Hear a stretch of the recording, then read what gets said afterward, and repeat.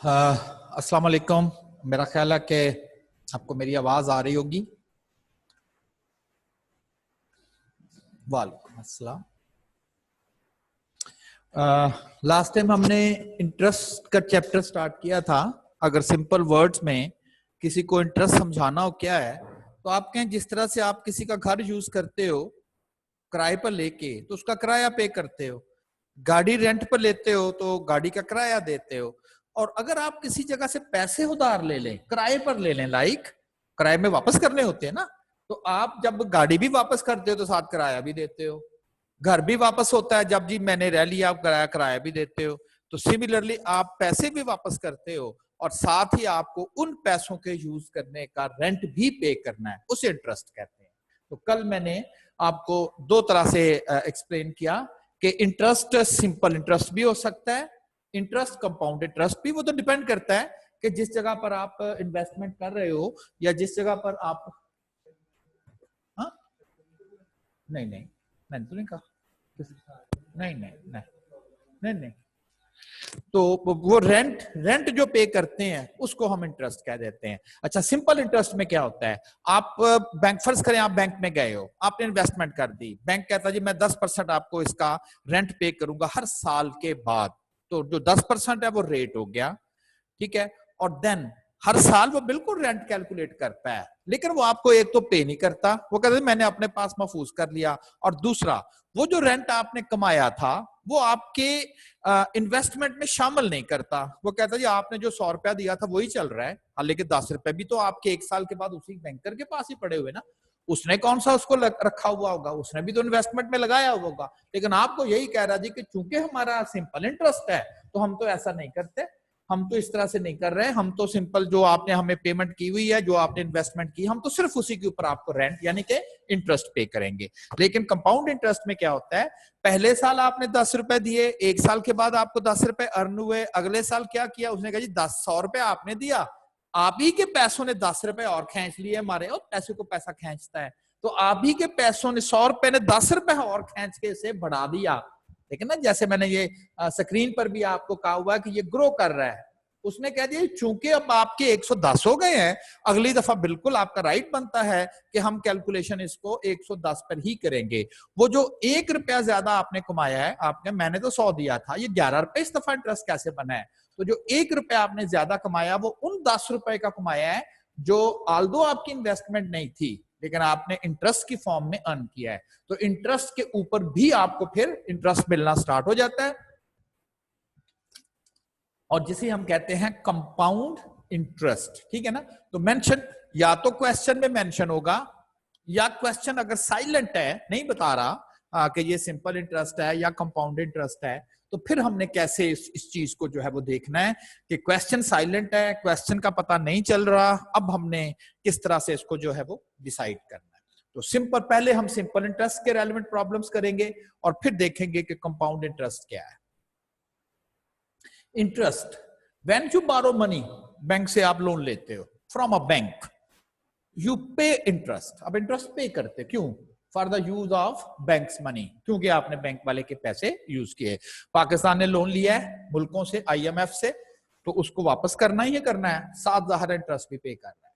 When you deposit money, अब दूसरी side आ गई, आपके पास पैसे थे, आपने जहां जाके जमा करा दिए, बैंक वाले ने कहा ये मेरे पास, मेरे पैसे आप अपने इन्वेस्ट कर लें, बैंकर आगे किसी को दे देगा। When you deposit money into a saving account, you are paid interest, तो आपको इंटरेस्ट पे किया जाता है। लोन लिया तो आपने पे करना है, इन्वेस्टमेंट बैंक में किया तो आपको पे किया जाएगा। पहला simple interest is one type of fee, मतलब rent paid for the use of money. Compound interest भी ऐसे ही है, लेकिन वो मैंने डिफरेंस आपको जो है एक्सप्लेन कर दिया। सबसे पहला फार्मूला कि जी इंटरेस्ट की अमाउंट कैसे कैलकुलेट करते हैं। आई, जैसे मैंने कहा था ना 30 रुपए बने हैं, 10 रुपए पहले साल, 10 रुपए दूसरे साल, 10 रुपए तीसरे साल। Eight the end of the year, जो लास्ट टाइम हमने चीज पढ़ी थी कि जी जब आप पे करते हो इंटरेस्ट की फॉर्म में और फिर आप देखते हो कि कितने पैसे आपके हो चुके हैं उस फॉर्म में, तो then at the end of the year आप जब पे करते हो, यहां पर आपने इन्वेस्टमेंट की 100, 1 साल के बाद आपके इन्वेस्टमेंट के बस 10 रुपए, फिर अगले साल 10 रुपए, जो कि वो 100 ही रहता है ना, वो बढ़ता नहीं है, सिंपल इंटरेस्ट की बात की जा रही है, और 10 रुपए। फिर eight the end of the year आप कहते हो 30 तो ये हो गए, 100 हमारी अपनी इन्वेस्टमेंट थी और बैंक से जाके आप 130 लेकर आते 3 साल के बाद। वो जो 30 रुपए है वो कैसे कैलकुलेट हुए, हर साल कैलकुलेशन की गई और जब ये टाइम पीरियड पूरा हो गया जमा कर दिया। लेकिन इस तरह से तो ये चीज लेंथी हो जाएगी ना, आप कहेंगे जी 50 साल की बात हो तो एक एक करके। तो फिर इस सिंपल इंटरेस्ट का कैलकुलेट करने का डायरेक्ट फार्मूला क्या है, जिससे क्या आ जाएगा, इंटरेस्ट की अमाउंट आ जाएगी। सिंपल इंटरेस्ट की टोटल अमाउंट जो है, सिंपल इंटरेस्ट की टोटल अमाउंट आपके पास आ जाएगी। ठीक, प्रिंसिपल मनी बारोड और इन्वेस्टेड, या ये वही प्रिंसिपल इसे कह दिया जाता है। वो मनी बारो भी हो सकती है, वो इन्वेस्टमेंट भी हो सकती है। R is the rate of interest, rate of interest, और ये हमेशा परसेंटेज फॉर्म में होगा। T is the time in year. तो ये 3 component, I is equal to P R T. First formula क्या कैलकुलेट करके देगा आपको कि आपने कितना सिंपल इंटरेस्ट जो है वो अर्न किया है। इसमें जो चीज की आपने केयर करनी है वो होगी इन 2 फैक्टर्स की। जिस चीज की आपने केयर करनी है, सॉरी, जिन 2 चीजों की आपने केयर करनी है,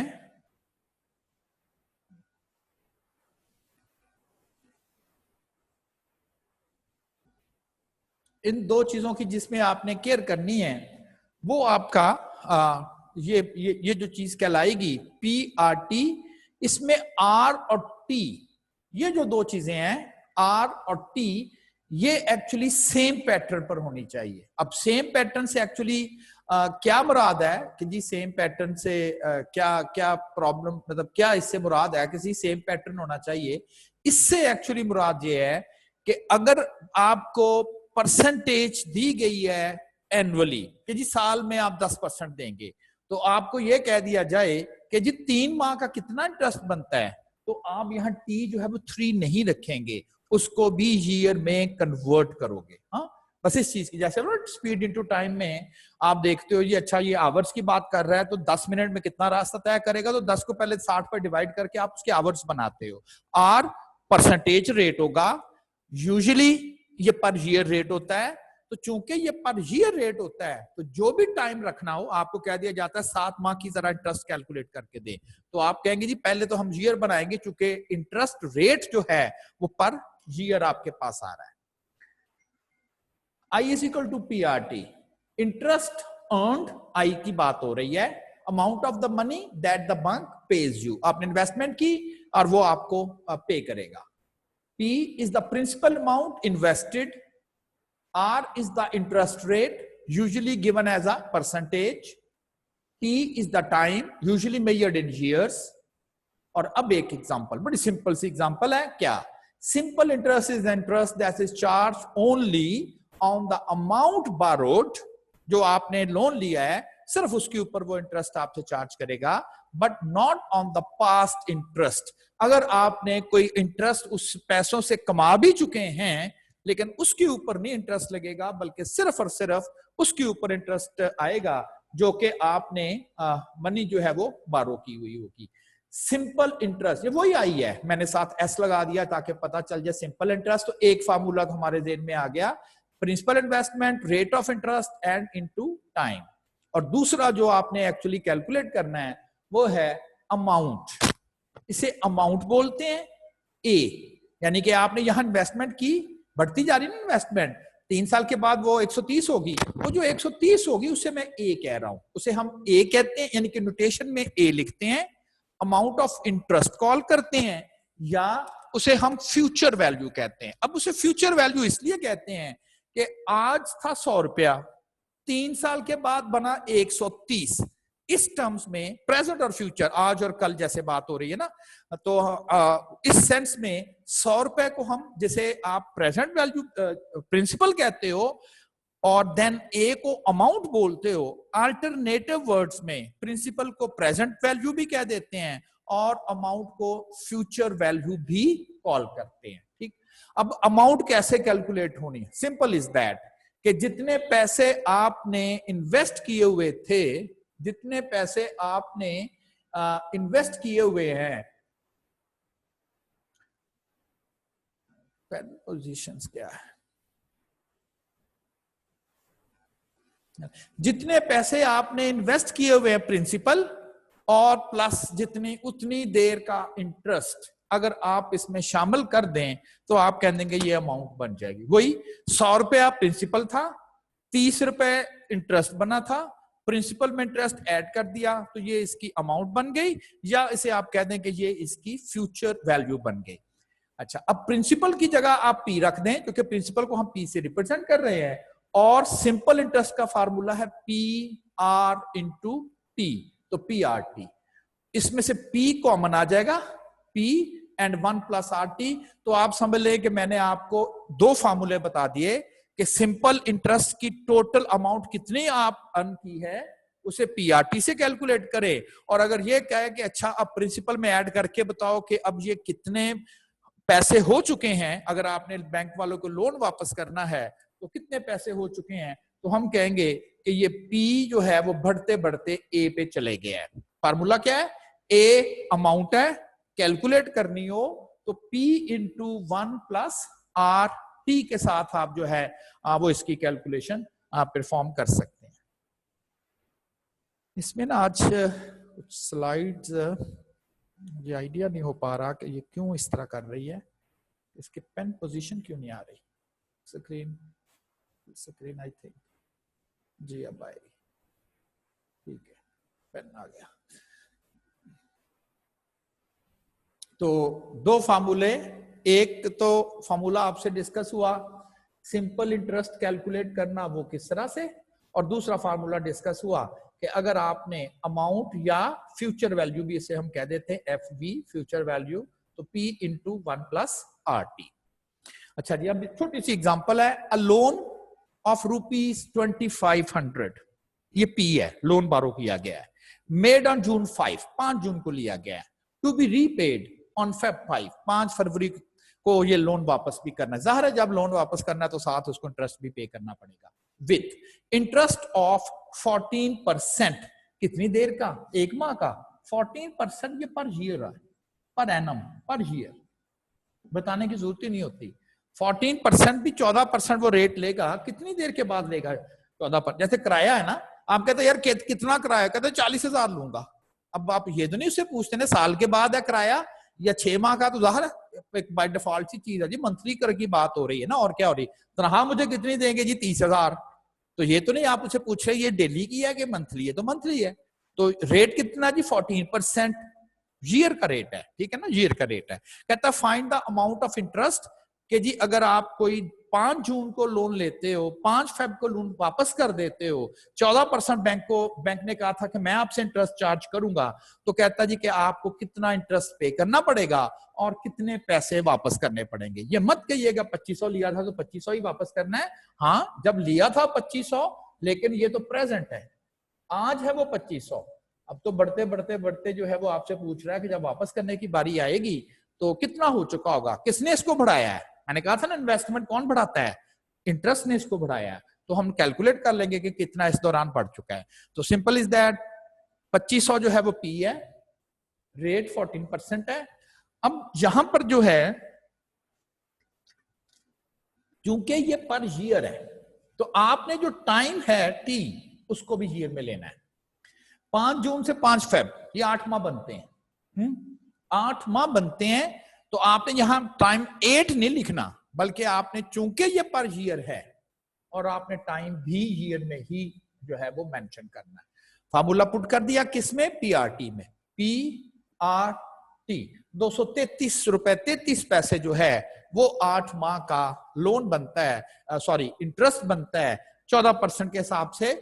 साल के पीछे 100 रुपया अगर ले तो 14 रुपए कटते हैं, 2500 रुपया लिया है और 8 माह में तो 233 रुपए आपको लोन की सूरत में जो है वो वापस करने होंगे।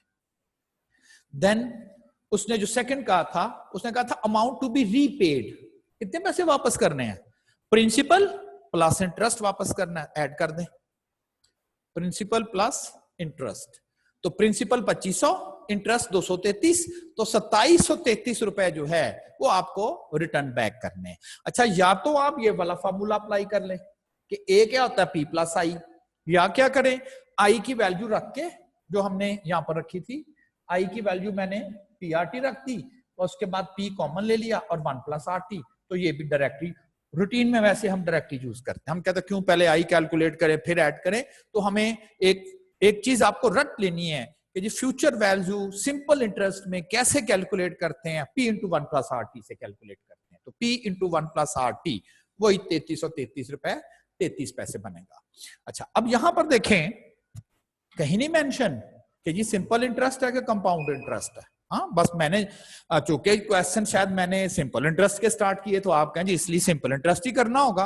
ओके, तो दूसरी कोई बारी आ जाए, कंपाउंड इंटरेस्ट की बारी आ जाए तो पता चल जाएगा, अच्छा यहां से भी पता चला ये सिंपल से करना था और ये कंपाउंड से करना था।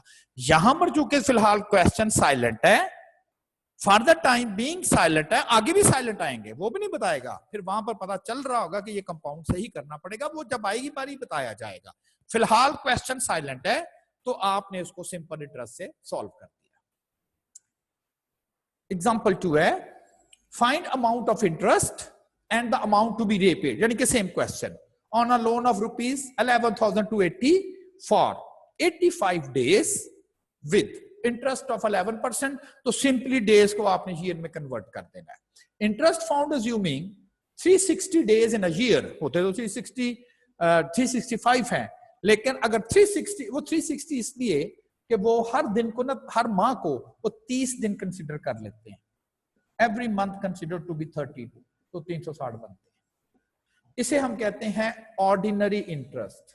ऑर्डिनरी ये पहले चलता था, लेकिन चूंकि ये टर्म बहाल यूज होती है तो मैंने आपको एक्सप्लेन कर दिया कि मे भी वो कभी आपसे एमसीक्यूज में पूछ ले कि जी ऑर्डिनरी इंटरेस्ट को अगर आप डेली को ईयर में बदलना हो तो कितना कैसे बदलेंगे, तो हम डिवाइड कर देंगे उसे 360 से।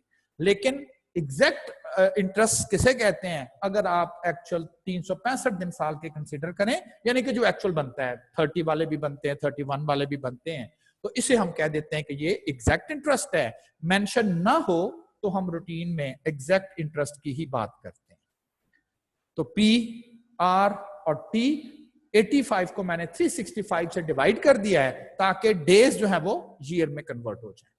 देन उसी फॉर्मूले को मैंने दोबारा से अप्लाई किया, अब 288 रुपए बना इसका इंटरेस्ट 85 दिन का, और पी प्लस आई करके मैंने अमाउंट ऑफ इंटरेस्ट या डायरेक्ट फॉर्मूला आपने लगाया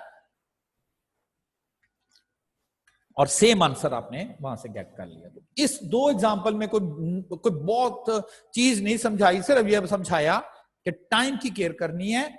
मंथ्स को मैंने ईयर में बदल दिया चूंकि रेट ईयर में था, फिर टाइम को मैंने ईयर में बदल दिया, डेज को ईयर में बदल दिया चूंकि रेट जो है वो ईयर्स में था। अब बैंक चार्जेस मार्कअप, ये वो इंटरेस्ट को कहता है मार्कअप, वो आपसे जो उसने आपसे प्रॉफिट लेना है, markup at rupees 0.39 per day per 1000 rupees. यानी कि अगर आप अगर 1000 रुपया बैंक से लोन लेते हो तो बैंक वाला कहता है जी कि मैं 39 पैसे एक दिन के आपसे जो है वो मैं चार्ज करूंगा। 1000 रुपया आपने लोन लिया है, अब उसने आपको परसेंटेज नहीं बताई, ये नहीं बताया कि मैं कितने परसेंट आपसे इंटरेस्ट चार्ज करूंगा। वो कहता है जी 1000 रुपया आपने कह रहे जी मैंने लोन लेना है, पहले तो था ना हम जी 14% चार्ज करते हैं रेट, या हमारा रेट 10% है, या हमारा रेट जो है वो 20% है। इस दफा वो कह रहा है कि जी 1000 रुपया अगर आप लेंगे तो फिर हम 39 पैसे जो हैं 0.39 रुपीज वो आपसे हम एक दिन के चार्ज करेंगे। क्लियर? और वो क्वेश्चन कर रहा है rate of markup as percent per annum. कहता जी बैंक अगर आप साल के कितने परसेंट आपसे ले रहा है, और रेट बताना है, लेकिन रेट किस में बताना है, पर एनम में बताना है।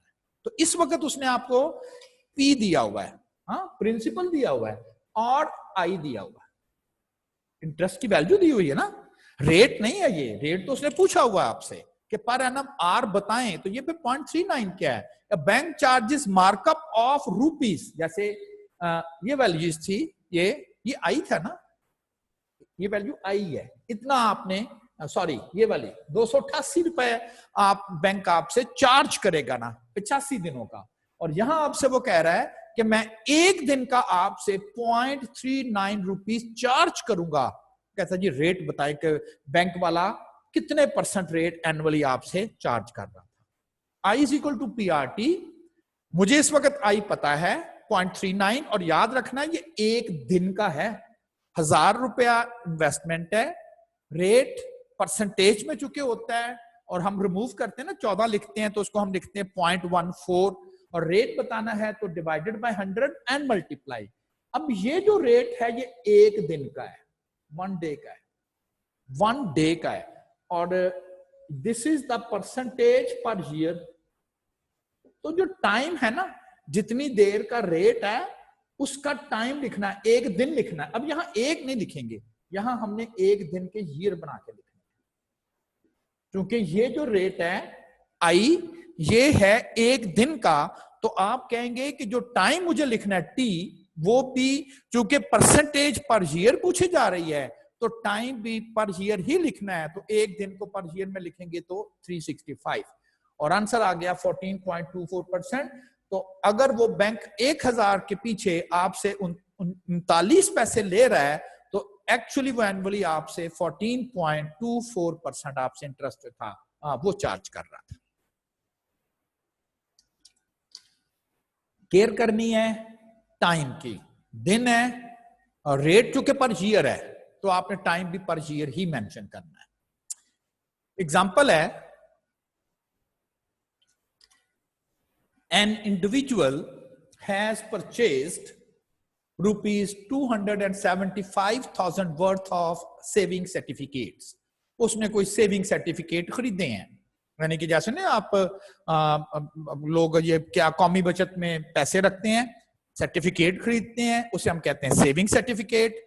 उसके ऊपर कोई प्राइस बॉन्ड नहीं है, प्राइस बॉन्ड पर अनाम निकलता है ना, लेकिन सेविंग सर्टिफिकेट जो होते हैं वो आपको कहते हैं ये इन्वेस्टमेंट होती है कि जी अच्छा आप लाख रुपए रख दें, हम आपको एक साल के बाद जो है, ये 1 माह के बाद जो है वो आपको इतना प्रॉफिट उसमें देंगे, तो इसको हम कहते हैं सेविंग सर्टिफिकेट है।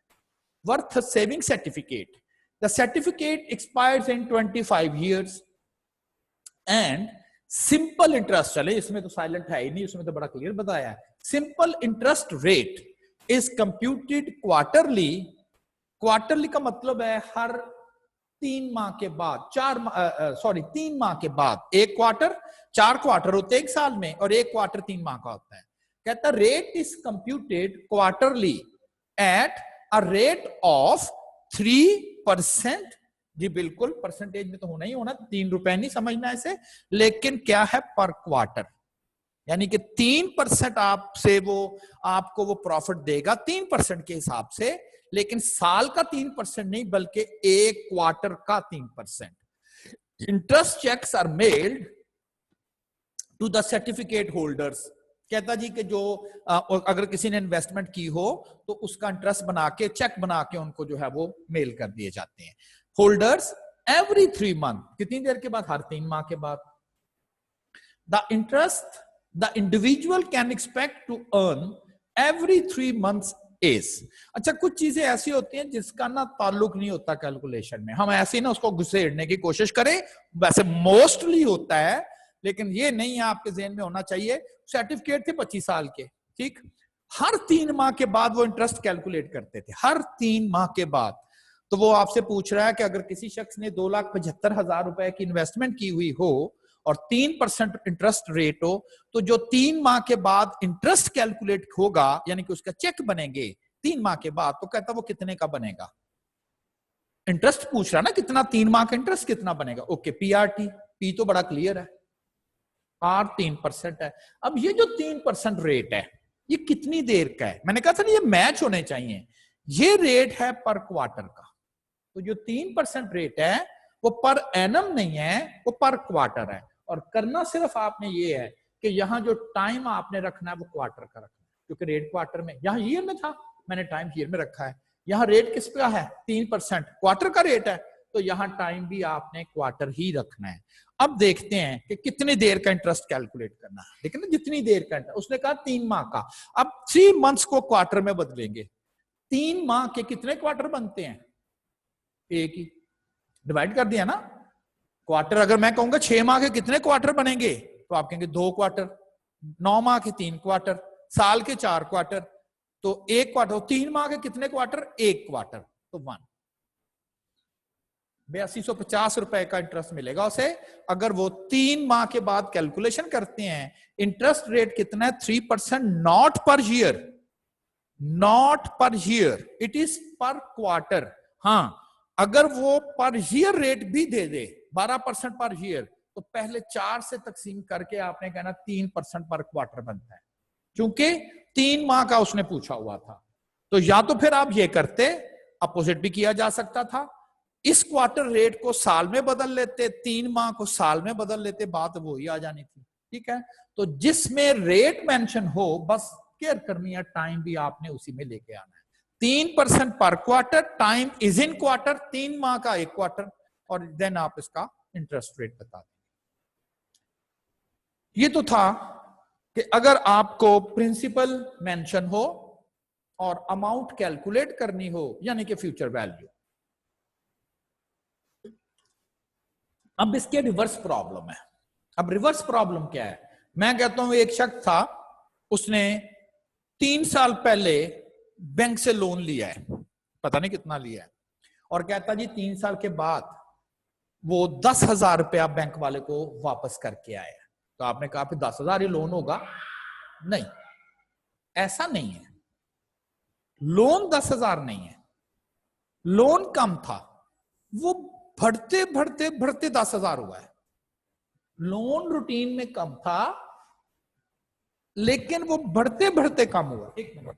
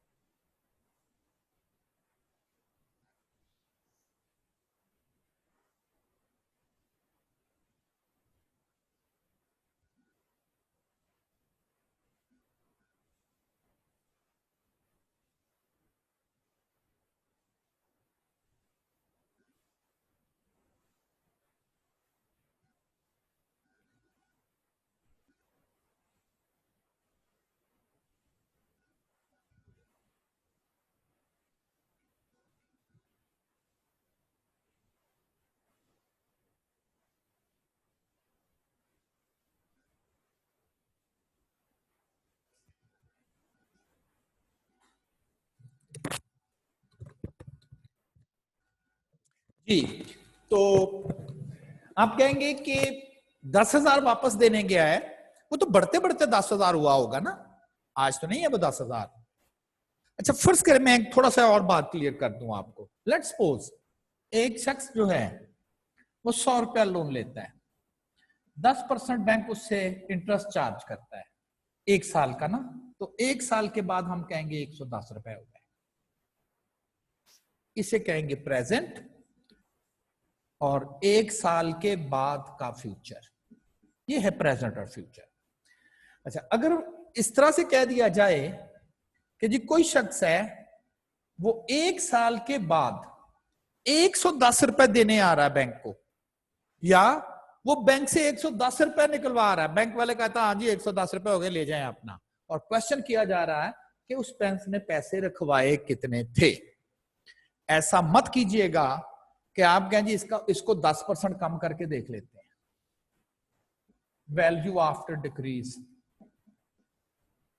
तो ये तो नहीं है जी इसको 10% कम करके देख लेते हैं, ये नहीं, 11 रुपए 99 रुपए रखाए होंगे उसने, चेक करें 99 का 10% डाले 110 बनता है, ऐसा नहीं है। क्या गलती क्या कर रहे हैं, देखिए इंक्रीज जो 10% होनी है, जो 10% इंक्रीज होनी है वो तो ठीक है, 100 के ऊपर ही होनी है, वो तो आप कर रहे हैं, लेकिन जब मैं पूछता हूं कि ये कितनी अमाउंट थी, तो आप ये तो नहीं कहेंगे इसमें इसका 10% डिक्रीज कर दें, तो क्या 110 का 10% इंक्रीज हुआ था? याद है ना, ये बड़ी बेसिक सी चीज हमने की थी, स्टार्ट में की थी। तो ऐसा नहीं है। क्या करना है, सिंपली पहले तो पढ़ लेते हैं present value of an amount का मतलब क्या है। वो क्या है, कहता है sum of money that can be deposited today to yield some other amount in future is called the present value. यानी कि प्रिंसिपल को बोल रहा है। देखिए कुछ चीजें ऐसी होती हैं, आप कहें जी बता तो आप बड़ी सिंपल सी चीज रहे हैं, लेकिन जब पढ़ते हैं तो बड़ी टेक्निकल पढ़ रहे होते हैं। देखिए वो जी मैथ्स है, मैथ्स में तो चीजें ऐसे ही लिखनी पड़ती हैं, तो टीचर का तो यही होता है ना कि आपको पता है इसका मतलब यह है।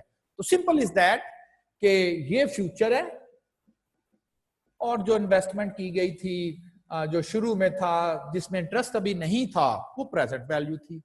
तो क्वेश्चन कर रहा है simple is that find the present value when amount is given.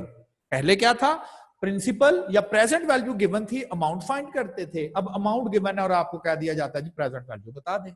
Example 3 है find the present value of the future amount 10,000 in 1 year if interest is 13%। कहता जी फ्यूचर में एक साल के बाद कोई इन्वेस्टमेंट 10,000 की हो गई है, बताएं वो जब उसे इन्वेस्ट किया गया था उस वक्त क्या था, यानी कि उसका प्रेजेंट क्या है, यह तो उसका एक साल के बाद का फ्यूचर है।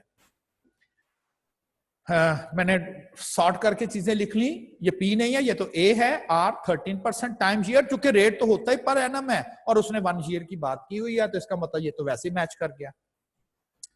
Then A is equal to P R T, वही फार्मूला लगा दिया। अच्छा आप ना नए नए फार्मूले करने की जरूरत ही नहीं है हमें, अब वही फार्मूला लगा दे। पहले मैंने ए कैलकुलेट किया था, अब मैंने पी कैलकुलेट करना है। तो क्या होगा, हमें कैलकुलेशन करनी आती है 1 प्लस आर टी, इसके नीचे आ जाएगा ए ओवर 1 प्लस आर टी। अगर ए मालूम करना हो ये वाला फार्मूला, अगर पी मालूम करना हो ये वाला। अच्छा लोग कुछ ना क्या करते हैं, एक ही तरह की सिमेट्री बनाने के लिए ना वो क्या करते हैं, कहते हैं जी इसको भी जरा ऊपर जाके लिखे तो फिर ये बनेगा। ये फार्मूले को याद रखते हैं। कहते हैं कि अगर ए फाइंड करना हो पी से स्टार्ट लेना है और इधर को जाना है, यानी कि ए आएगा ना, पी ए फाइंड करना, P into 1 plus R T, P से स्टार्ट लिया है। कहता है कि अगर आप यहां से स्टार्ट लें, यानी कि ए से आना है, ए मालूम है और पी तक पहुंचना है, तो आपने पी फाइंड करना है। स्टार्ट कहां से लिया, ए से, तो ए इंटू 1 प्लस आर टी, और वो इस तरह की सिमेट्री बनाते हैं। चूंकि आप लेफ्ट पे जा रहे हो तो पावर लिख दीजिएगा -1 और इधर पावर लिख दीजिएगा +1, और कुछ भी नहीं है, सिर्फ उसी इक्वेशन में मैंने वैल्यू रख के और ए की वैल्यू जो है वो एक्चुअली डिटरमिन कर ली है। तो 10,000 1 प्लस आर टी पावर -1 कर दें या उसको आप इससे डिवाइड कर दें, तो ए की वो बात है। तो ये आंसर आ जाएगा। उसने एक्चुअली 8,849.56 रुपीज आप समझ लें, अगर वो रिखाएगा तो एक साल के बाद अगर ये रेट मिल रहा हो तो 10,000 रुपया उसका बन जाएगा। 10,000 फ्यूचर है, उस फ्यूचर का एक साल पहले का जो प्रेजेंट है वो 8,849 रुपए है। इसी चीज को मैंने लिख दिया, वर्ड्स में लिख दिया है। टू सम्स 8,849 टुडे, आज के एंड ₹10,000 इन अ ईयर, एक साल के बाद के, आर इक्विवेलेंट। इक्वल नहीं कहा आपने, इक्वल कैसे है, वो 8,800 है, वो 10,000 है। मैंने कहा एक ही बात आप है, वो कैसे एक ही बात है, रख के देखें जरा बैंक में। आप बैंक में इतने पैसे रख के देखें, एक साल के बाद आप देखेंगे वाकई ये तो इतने हो गए, क्यों, इंटरेस्ट मिल रहा। तो इसलिए हम क्या कह देते हैं, ये एक ही बात है जी, इक्विवेलेंट ही है। आज के इतने, एक साल के बाद के 10,000, इक्विवेलेंट इसलिए कि इंटरेस्ट रेट ने जो 13% से मिल रहा है, इस प्रेजेंट वैल्यू को एक साल के बाद उसने इतनी ही अमाउंट में बना देना है। अगर आप किसी शख्स से आज पैसे लेना चाहते तो आप कहें भाई इतने दो, और वो कहेगा नहीं जी मैं साल के बाद दूंगा, आप कहेंगे फिर मैं इंटरेस्ट भी चार्ज करूंगा, फिर मैं इतने लूंगा। तो आपके लिए तो आप कहते हो ना ऐसा कर लो या ऐसा कर लो, तो आपके मुताबिक तो ये दोनों एक ही तरह, एक ही चीज है ना, तो बिल्कुल एक ही चीज। आप कहें जी मुझे आज इतने मिल रहे हैं, ये तो कम मिल रहे हैं, भाई आप इसे बैंक में रख लो, 13% के साथ साल के बाद हो जाएंगे इतने, हाँ हम कहेंगे हो तो जाएंगे, तो दैट्स ऑल। आज के इतने, 1 साल के इतने, ये दोनों जो है हम उसे कहते हैं ये इक्विवेलेंट। एग्जाम्पल नंबर 4 है। अब देखें कुछ प्रॉब्लम ऐसे होंगे, आप कहेंगे ये तो बड़ा सीधा सीधा ही है, ये बड़े सीधे बताए हुए हैं उसने कि जी इसमें फ्यूचर वैल्यू बता दें, इसमें प्रिंसिपल बता दें, लेकिन कुछ ऐसे प्रॉब्लम करने तो वही है, या फ्यूचर करना, या प्रेजेंट, या रेट, या टाइम, लेकिन खुद डिसाइड करना होगा कि अच्छा इसमें इसका मतलब बनता है ये फ्यूचर है ना, फिर ही पता चलेगा ना फ्यूचर वैल्यू क्यों कैलकुलेट। तो जाहिर है जब हम पहले अपना टॉपिक स्टार्ट करते हैं तो उसके जो क्वेश्चन शुरू वाले होते हैं वो सीधे सीधे होते हैं, एंड देन फिर आहिस्ता आहिस्ता उसमें कॉम्प्लिकेशंस आती जाती है। और ये एग्जांपल नंबर 4 जो है जो आपके पास पेपर की है। Because of a court settlement, उनका कोई डिस्प्यूट चल रहा था, अदालत ने फैसला किया है, अली हैव टू पे 5,000 टू बशीर। तो ये कोर्ट ने, उनका कोई झगड़ा चल रहा था कोर्ट में, और तो कोर्ट ने उनका डिसीजन कर दिया। उन्होंने कहा अली भाई आप जो है ना जरा बशीर साहब को 5,000 रुपया बनता है, आपने उसे पे करना है। The money must be paid in 10 months. लेकिन साथ ही ये कहा कि आज नहीं मिलेंगे आपको, डिसीजन हो गया, आज कोर्ट में गए, कोर्ट ने कहा कि नहीं जी अली ने वाकई 5,000 देने ही देने हैं, और जो भी कोर्ट के मुताबिक आज नहीं जी 10 माह के बाद दे। अब होना क्या था, जब 10 माह के बाद अली ने पैसे देने जाना था बशीर को, तो बशीर ने फौरन कहना था कि भाई किधर जा रहे हो, 10 माह का इंटरेस्ट भी दो मुझे। कोर्ट ने तो आज से 10 माह पहले कहा था 5,000 दो, और तुम मुझे अब दे रहे हो, तो वो जो 10 माह पैसे अगर मैंने बैंक में रखे होते तो मुझे इंटरेस्ट मिलना था ना, तुमने रखे हुए थे बैंक में। आप बस इस चैप्टर में ये समझें कि सेल्फिश है हम, कोई हमें एक दिन के बाद भी पैसे देने आएगा जो एक दिन पहले देने थे, तो हम कहेंगे भाई साथ एक दिन का इंटरेस्ट भी दो, ऐसा ही है ना। और कोई हमें उसने महीने के बाद पैसे देने थे लेकिन आज हमें वो देने आ गया, तो वो कहेगा मैं कि भाई मैं जरा इसमें से इंटरेस्ट तो नहीं, लेकिन मैं इतने कि तुम्हें बस पैसे दूंगा कि अगर तुम इसे बैंक में रख लो, और मैंने जो मैं तुम्हें देने तो 1 महीने के बाद थे, तो मैं तुम्हें 1 महीने पहले ही पैसे पकड़ाने आ गया हूं, इसलिए कि भाई जरा थोड़े कम दे रहा हूं, बैंक में रखो, जितने तुमसे लेने थे उतने बन जाएंगे, ठीक है। लेकिन कोर्ट ने देखें क्या किया, उसने कहा पैसे तो 5,000 ही देने हैं, देने 10 माह के बाद है, लेकिन कहीं ये ना हो कि बशीर उस वक्त कहे कि 10 माह के बाद पैसे देने आ रहे हो तो मुझे 10 माह का इंटरेस्ट भी दो। कोर्ट ने साथ ही कह दिया आपने उससे इंटरेस्ट नहीं डिमांड करनी। ये कंप्लीट डिसीजन है, ये कंप्लीट डिसीजन। पैसे अली ने बशीर को देने 5,000, देने 10 माह के बाद है, और जब वो पैसे देने जाएगा तो बशीर उससे इंटरेस्ट नहीं चार्ज करेगा, उससे क्लेम नहीं करेगा। यहां जाके उसे पैसे मिलने थे 5,000, और इंटरेस्ट इसलिए लिखा हुआ इंटरेस्ट नहीं चार्ज करेगा, वरना मैंने अभी बताया कि आप कहें जी पैसे निकालो, वो कहेगा नहीं 10 माह के बाद दूंगा। अच्छा जी 10 माह के बाद देना, 10 माह के बाद आया पैसे देने, फौरन आपने कहा लाओ भी 10 माह का इंटरेस्ट भी दो, वो कहेगा नहीं जी मैं तो नहीं दे रहा, क्योंकि कोर्ट ने कहा था विद नो इंटरेस्ट, खत्म हो गया। सपोज अली विशेस टू पे द मनी टुडे। अली कहता कि यार बशीर बात तो हो गई है, देने तो तुम्हें मैंने 5,000 रुपया, देना 10 माह के बाद है, ठीक, विद नो इंटरेस्ट है, ये तो बात है ना। वो कहता मेरे पास ना कुछ पैसे आ गए हैं, तो आप ना जरा ऐसा करो मुझसे अभी ले लो। सपोज अली विशेस टू पे द मनी टुडे, वो कहता मैं आपको यहीं पे कर देता हूं। ज़ाहिर है बशीर कहेगा जी 7 बिस्मिल्लाह ले आओ, कहेगा ना। What amount should Bashir be willing to accept, कहता बशीर कितने पैसे आज ले ले। Assume interest rate of 11%। भाई वो इंटरेस्ट तो बशीर ने नहीं देना था ना, अगर फर्ज करे बशीर को पैसे मिल जाते हैं और जाके वो किसी बैंक में रख लेता है तो उसको तो वहां तो इंटरेस्ट मिलेगा ना। अली ने बशीर को इंटरेस्ट नहीं देना था, लेकिन बशीर के ऊपर तो कोई बाउंड नहीं है ना कि वो पैसे अगली अली के पैसे आ जाते हैं बशीर के पास, बशीर जाए बैंक में खुशी खुशी जाए, जाके वो बैंक में रख दे पैसे और इंटरेस्ट कमाए अपना, कितना 11%। वो कहता आज उसे कितने पैसे मिल जाए, अली बशीर कहेगा ठीक है। अब देखें ये तो 10 माह के बाद मिलने थे ना पैसे, और हम पूछ रहे हैं कि ये पैसे 10 माह के बाद नहीं, आज अगर उसे मिलते हैं तो कितने, तो ये बन के फ्यूचर है 10 माह के बाद का, और पूछा जा रहा है आज कितने पैसे वो ले ले। 5,000 नहीं, वो इसलिए नहीं कि अली कहेगा भाई मैं तुम्हें थोड़े कम दे रहा हूं, आप ऐसा करो आजकल बैंक का रेट 11% चल रहा है, मैंने तो तुम्हें 5,000 ही देने थे ना 10 माह के बाद, मुझसे ना लेना, मैं पैसे तुम्हें अभी पकड़ा रहा हूं, तुम बैंक में रख लो। बैंक में रखोगे 11% का इंटरेस्ट के हिसाब से बढ़ेगा, खुद ही 10 माह के बाद वही 5,000 बनेगा जो मैंने तुम्हें देना था। खुशी कहेगा चलो ठीक है, मैंने जो अली से 5 लेना था, अली मुझे आज ही पैसे दे रहा है, मैं क्या करता हूँ इससे पैसे लेता हूँ, बैंक में रख देता हूँ और 10 माह के बाद खुद ही इंटरेस्ट डाल डाल के वो 5,000 हो जाएगा। लेकिन क्वेश्चन ये है कि अब वो डिस्प्यूट तो सॉल्व होना ना, कितने ले, मतलब ये है कि इसकी प्रेजेंट वैल्यू बनाए ना। इतनी वो कौन सी ऐसी अमाउंट है जो 10 माह में बढ़ते बढ़ते बढ़ते 5,000 बैंक में पड़ी पड़ी हो जाए ना इन्वेस्टमेंट में, प्रेजेंट वैल्यू है। अब लिखा कहीं नहीं है, हमने डिसाइड किया है कि yes it should be the present value. तो जो 5,000 कीमत है वो आज से 10 माह के बाद, और अगर आज की बात की जाए तो 4580। तो अली कह सकता है कि आप भाई मुझसे 4580 ले लो, वो कहेगा जी इससे क्या होगा, मुझे तो 5,000 चाहिए था।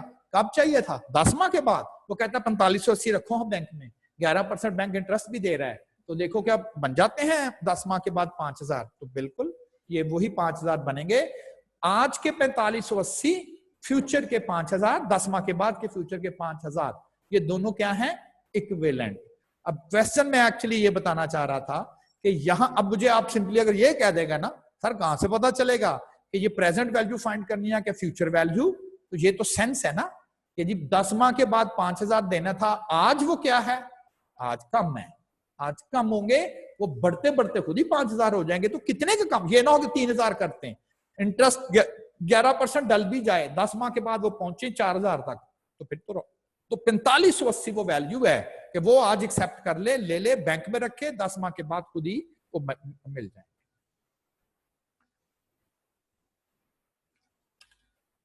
What is the simple interest on a sum of rupees 700? इतनी उसने इन्वेस्टमेंट की है।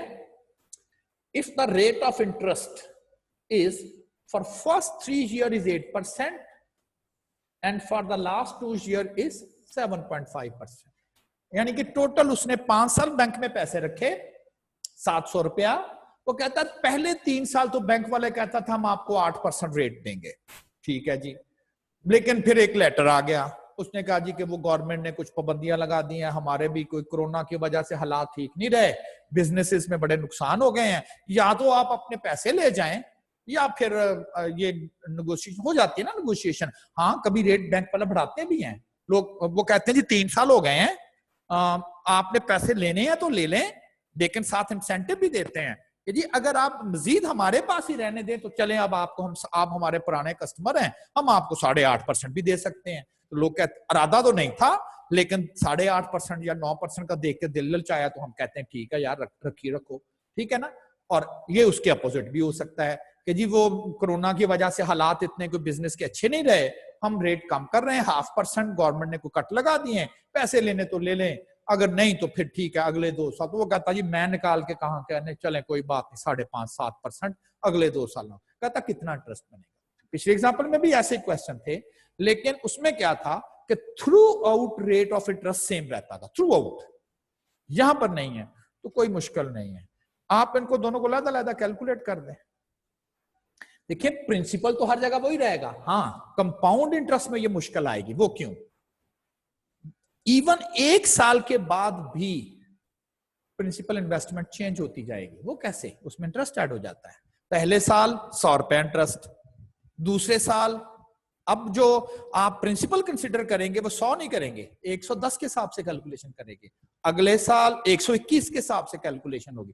तो हर साल ही प्रिंसिपल बदलता है। और इसमें क्या होता है, जो एक दफा आपने यहां इन्वेस्ट कर दिया 100, जब मर्जी कैलकुलेशन कर लें, आपने कहना जी किसके ऊपर करनी है, वो 100 पे ही करनी है, हर दफा 100 पे ही करनी है, ठीक।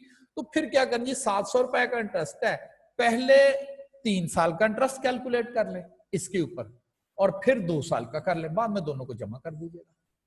सिंपल है ना, बाद में दोनों को जमा कर दी। या प्रिंसिपल जाहिर है थोड़ा सा टाइम बच जाएगा। प्रिंसिपल पहले क्या फार्मूला था, P इंटू RT, यही था ना फार्मूला, PRT। और अब क्या, P आपके जी 2 रेट है, टाइम भी डिफरेंट है, तो हम कहेंगे एक के RT इकट्ठा की बजाय R1T1 एंड प्लस R2T2 करके तो फिर अलग-अलग कैलकुलेट कर लिया जाए। तो अगर सिंपल इंटरेस्ट में रेट ऑफ इंटरेस्ट चेंज हो जाए तो देन सिंपल है, आप इनको अलग-अलग कैलकुलेट करके बाद में ऐड कर दीजिएगा, तो 273 रुपए इंटरेस्ट बनता है। अगर 8% पहले 3 साल रेट हो और अगले 2 साल जो है वो 7.5% रेट चले, तो 3 साल का रेट 8% और 2 साल का रेट 7.5 मार्क में ऐड कर दिया। तो बजाय, हाँ अगर आप कहें जी थ्रू आउट ही वो रेट हो, फर्ज करें थ्रू आउट ही अगर वो रेट है, फिर तो एक ही एक्सप्रेशन लिखनी है ना, फिर तो नहीं दो लिखनी है। तो 273 रुपए बनते हैं। एग्जाम्पल 6 है, what is the rate of simple interest? Rate, amount of simple, I नहीं पूछ रहा, अमाउंट नहीं पूछ रहा, रेट। यहां पे कहते हैं what is simple interest, I. अगर वो कहता what is rate of simple interest, rate R, what is the rate of simple interest for the first 4 years if the sum of 360 becomes 540 in 9 years and rate of interest for the last 5 years is 6%। 9 साल तक उसने एक bank में कोई investment रखी अपनी, और investment जो थी 360 रुपए उसने बैंक में रखी थी, 9 सालों में वो 540 रुपए होगी इंटरेस्ट ऐड होते हुए। और कहे वो रहा है कि पहले जो 4 साल है उसका rate of interest for the last 5 years what is that, what, ये रेट आपने बताना है, आखिरी 5 सालों का उसने रेट बताया हुआ है 6%, इसमें वैल्यू रखना है। आप कहें जी आई कहां से आएगा, तो देख लें आई कितना है, आई का क्या फॉर्म, ये क्या है, पी है 360, वो क्या है ए 540, तो फिर क्या फॉर्मूला था ए का, पी प्लस आई भी तो होता है ना, पी प्लस आई भी होता है, और आई क्या होगा, आप क्या जी जितना वो बैंक से लेकर आया था उसमें से रखाया कितना था, बाकी जो ज्यादा लेकर आ रहा है वो ज़ाहिर है अमाउंट ऑफ इंटरेस्ट अर्निंग है। यहां से आपके पास आई आ जाएगा, आई, पी आपके पास होगा, ये रेट आपने मालूम करना है, ये रेट गिवन है, अननोन एक ही रह जाएगा और आप उसका रेट बता सकते हैं लाइक दिस वन। फिर वही formula P into R1 T1 plus R2 T2, आई मैंने कैसे कैलकुलेट किया, इन दोनों के डिफरेंस, ये P है, इतने पैसे रखे थे, इतने पैसे मिले आपके, ज्यादा क्यों मिले हैं, इतने ज्यादा कैसे हो गए, उसमें आई ऐड हो गया, उसमें इंटरेस्ट ऐड हो गया, दोनों को माइनस करेंगे तो 180 रुपए 9 सालों का इंटरेस्ट बना था, जिसमें से पहले 4 साल का रेट हमने बताना था, आखिरी 5 साल का रेट बताया हुआ था। एक्सप्रेशन बनी हुई है, 360 से डिवाइड कर देंगे, देन इसको इस साइड पर ले जाके, अब आपको पता है जी how to solve the equation. वैसे आई कैप ने ये जो फाइनेंस का चैप्टर है ना, रूटीन में मैं लास्ट पे कर रहा हूं, और मैं इसलिए भी कर रहा हूं कि ये लेंथी है ताकि आप बाकी तसल्ली हो जी, बाकी सारा कुछ तो फिनिश है। वैसे आई कैप ने इस चैप्टर को ना इक्वेशन के बाद रखा हुआ है, क्योंकि वो कहता जी कि फार्मूला लगाने के बाद बाकी सारा काम तो इक्वेशन सॉल्विंग का रह जाता है, तो इसलिए उसने इसको इक्वेशन के बाद जो है वो मेंशन किया हुआ है। A sum was invested at simple interest, चले जी बात ही क्लियर है, सिंपल इंटरेस्ट है, at a certain interest rate for 2 years। A sum was invested, कुछ पैसे इन्वेस्ट किए गए, सिंपल इंटरेस्ट पे किए गए, रेट हमें पता नहीं है, और कह दिया जी कि 2 सालों तक। It would have fetched 60 more had it been invested at 2% higher rate, यानी कि जिस रेट पर उन्होंने इन्वेस्ट किया था, अगर उस रेट से 2% ज्यादा इन्वेस्ट कर दें तो 60 रुपए उन्हें ज्यादा मिलेंगे इंटरेस्ट की फॉर्म में। ज़ाहिर है रेट कम, रेट अगर ज्यादा है, अगर रेट ज्यादा है तो फिर इसका मतलब है कि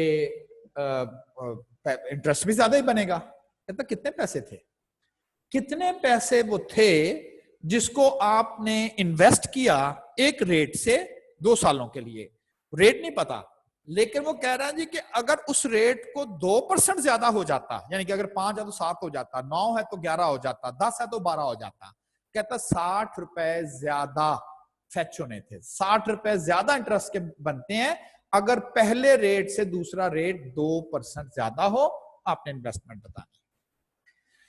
अच्छा जी, ये जो 60 है ना, ये क्या चीज है, ये 2 इंटरेस्ट का डिफरेंस है, 2 इंटरेस्ट का difference. It have been fetch 60 more, यानी कि पहले रेट से जितने इंटरेस्ट मिलना था और इस रेट से जितना इंटरेस्ट मिलना है ये ज्यादा मिलेगा, ये कम मिलेगा। कहता है ये 60, ये इंटरेस्ट इस रेट से इंटरेस्ट 60 से ज्यादा होगा। तो पहले तो इसे लिख लेना, let the rate of interest is x, क्योंकि पहला रेट ही नहीं पता हमें। हाँ, दूसरा तो कह सकते हो x + 2, लेकिन पहला रेट तो नहीं पता।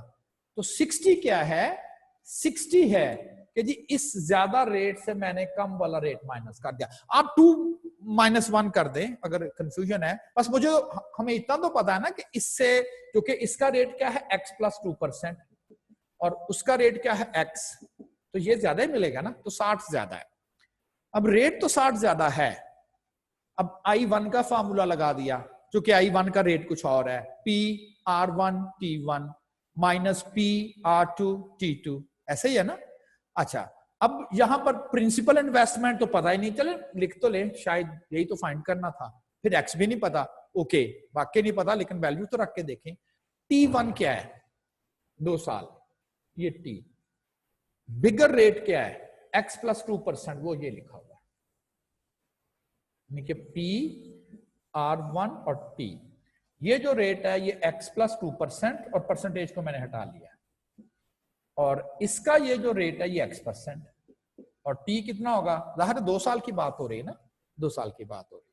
तो मैंने क्या किया, हर रेट से ज्यादा इंटरेस्ट होगा, लोअर रेट पे कम इंटरेस्ट होगा, कितना ज्यादा होगा, 60।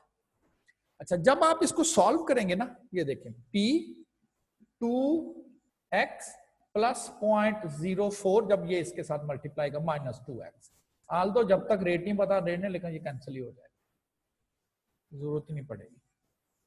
1500 रुपया उसने इन्वेस्ट किया था, उसने 1500 रुपया इन्वेस्ट किया है।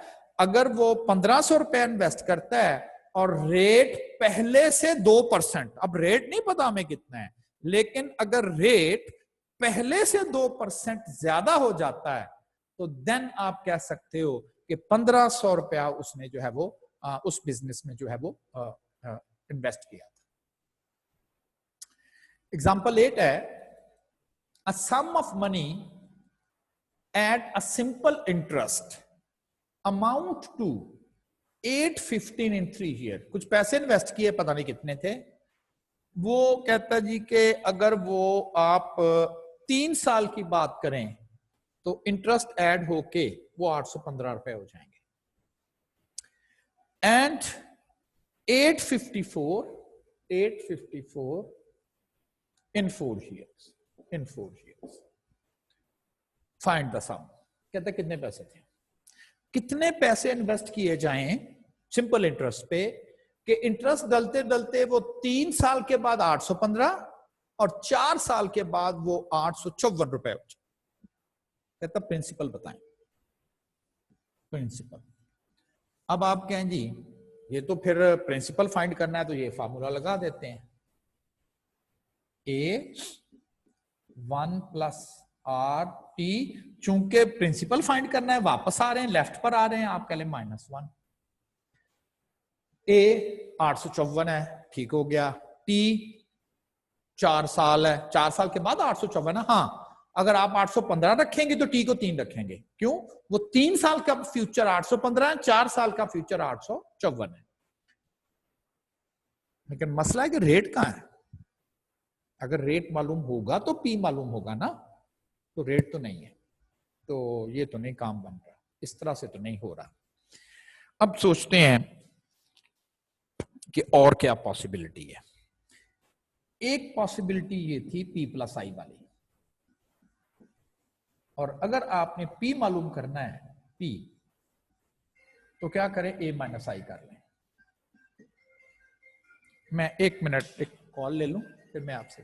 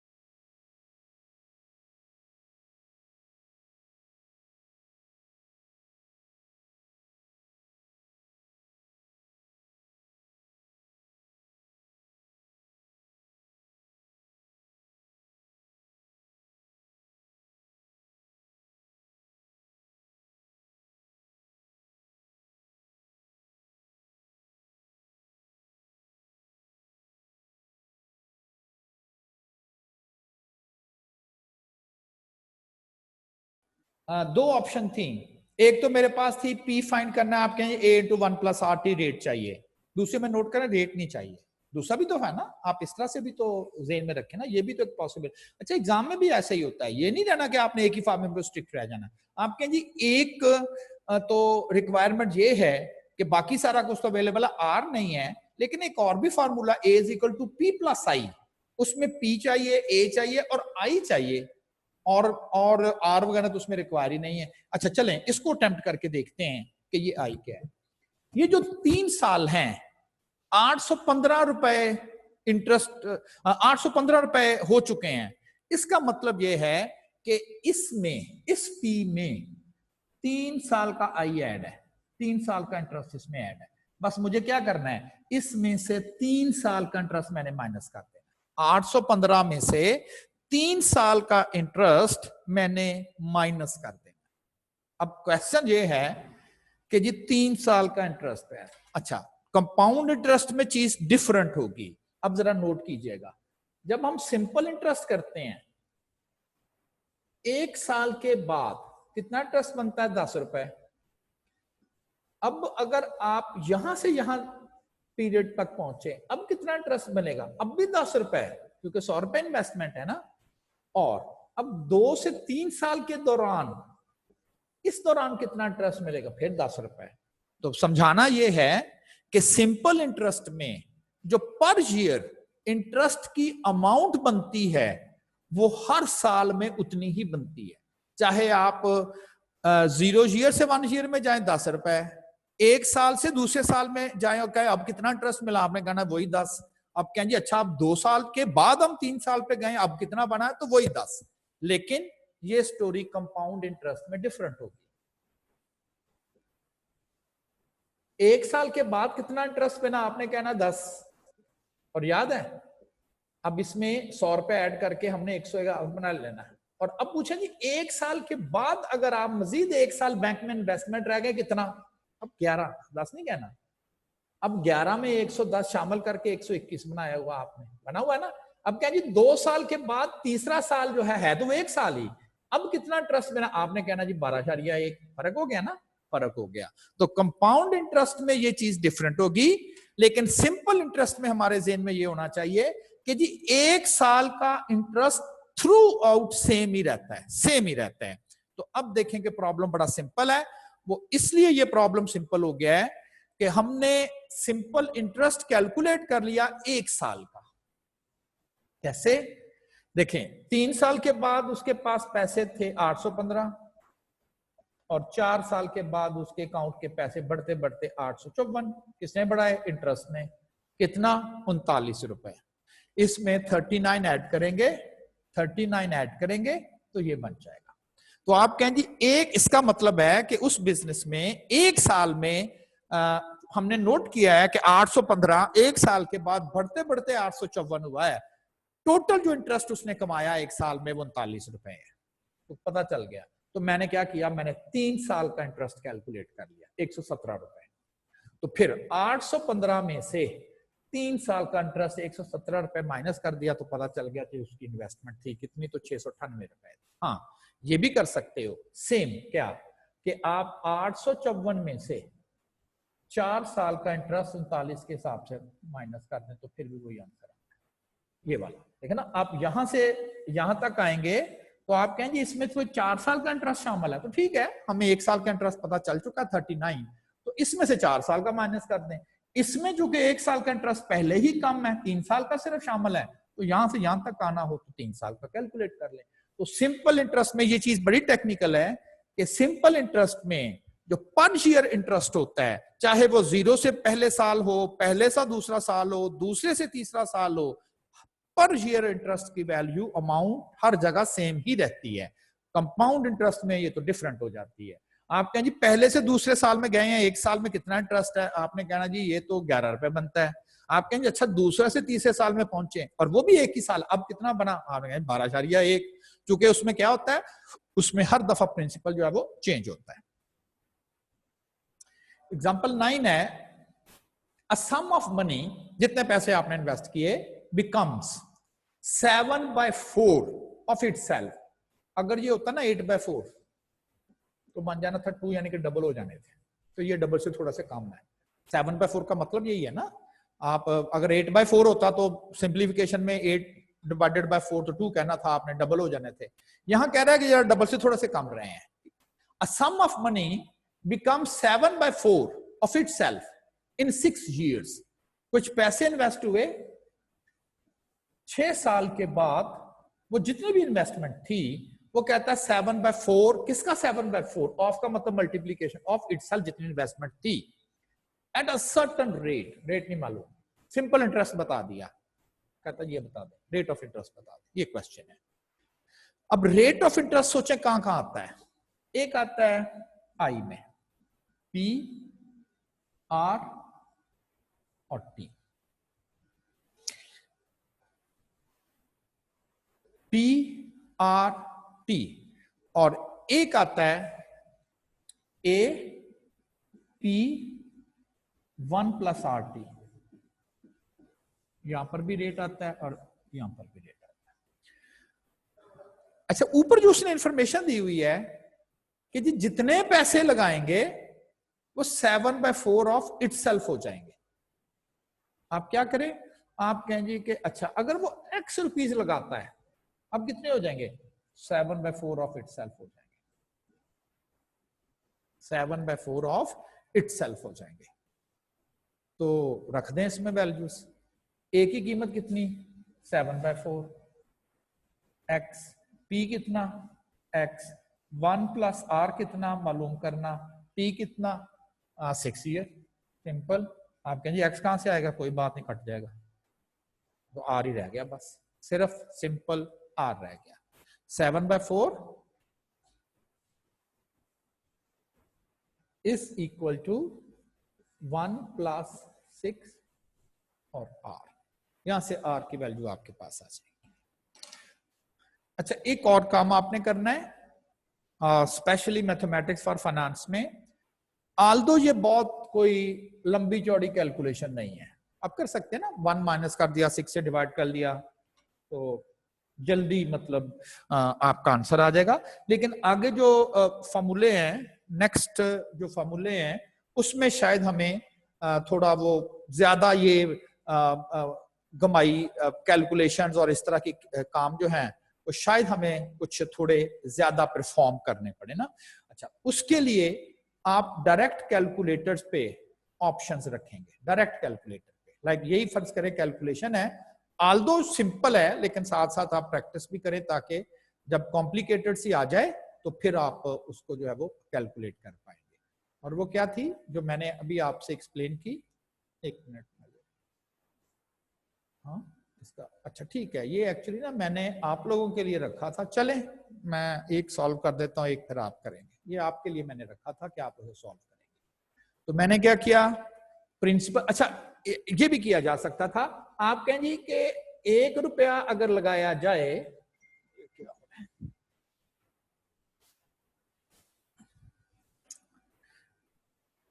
फुल स्क्रीन, हाँ अगर 1 रुपया लगाया जाए तो 6 सालों में वो 1 रुपया जो है वो कितना हो जाएगा 6 साल के बाद, 7/4 जितना भी लगाया है।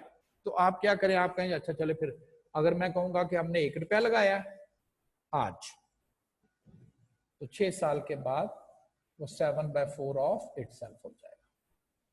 रेट बताना है, ये भी किया, वैसे भी x के साथ x कैंसिल ही होना था, तो 7/4 is equal to 1p 1 + r मालूम करना है, और t जो है वो 6 है, तो वही बन रहा है 7/4 = 1 + 6 × r।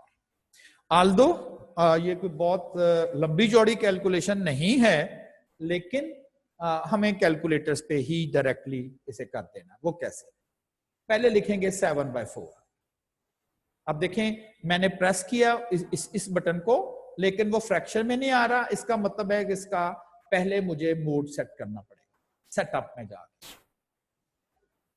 सेटअप में जाके इसका मुझे मैथ मोड में लेकर आना 1, और अब मैंने कह दिया ये मैथ मोड में, अब प्रेस करूंगा, सॉरी क्यों नहीं कर रहा, एक मिनट, 7/, अच्छा इसका सेटअप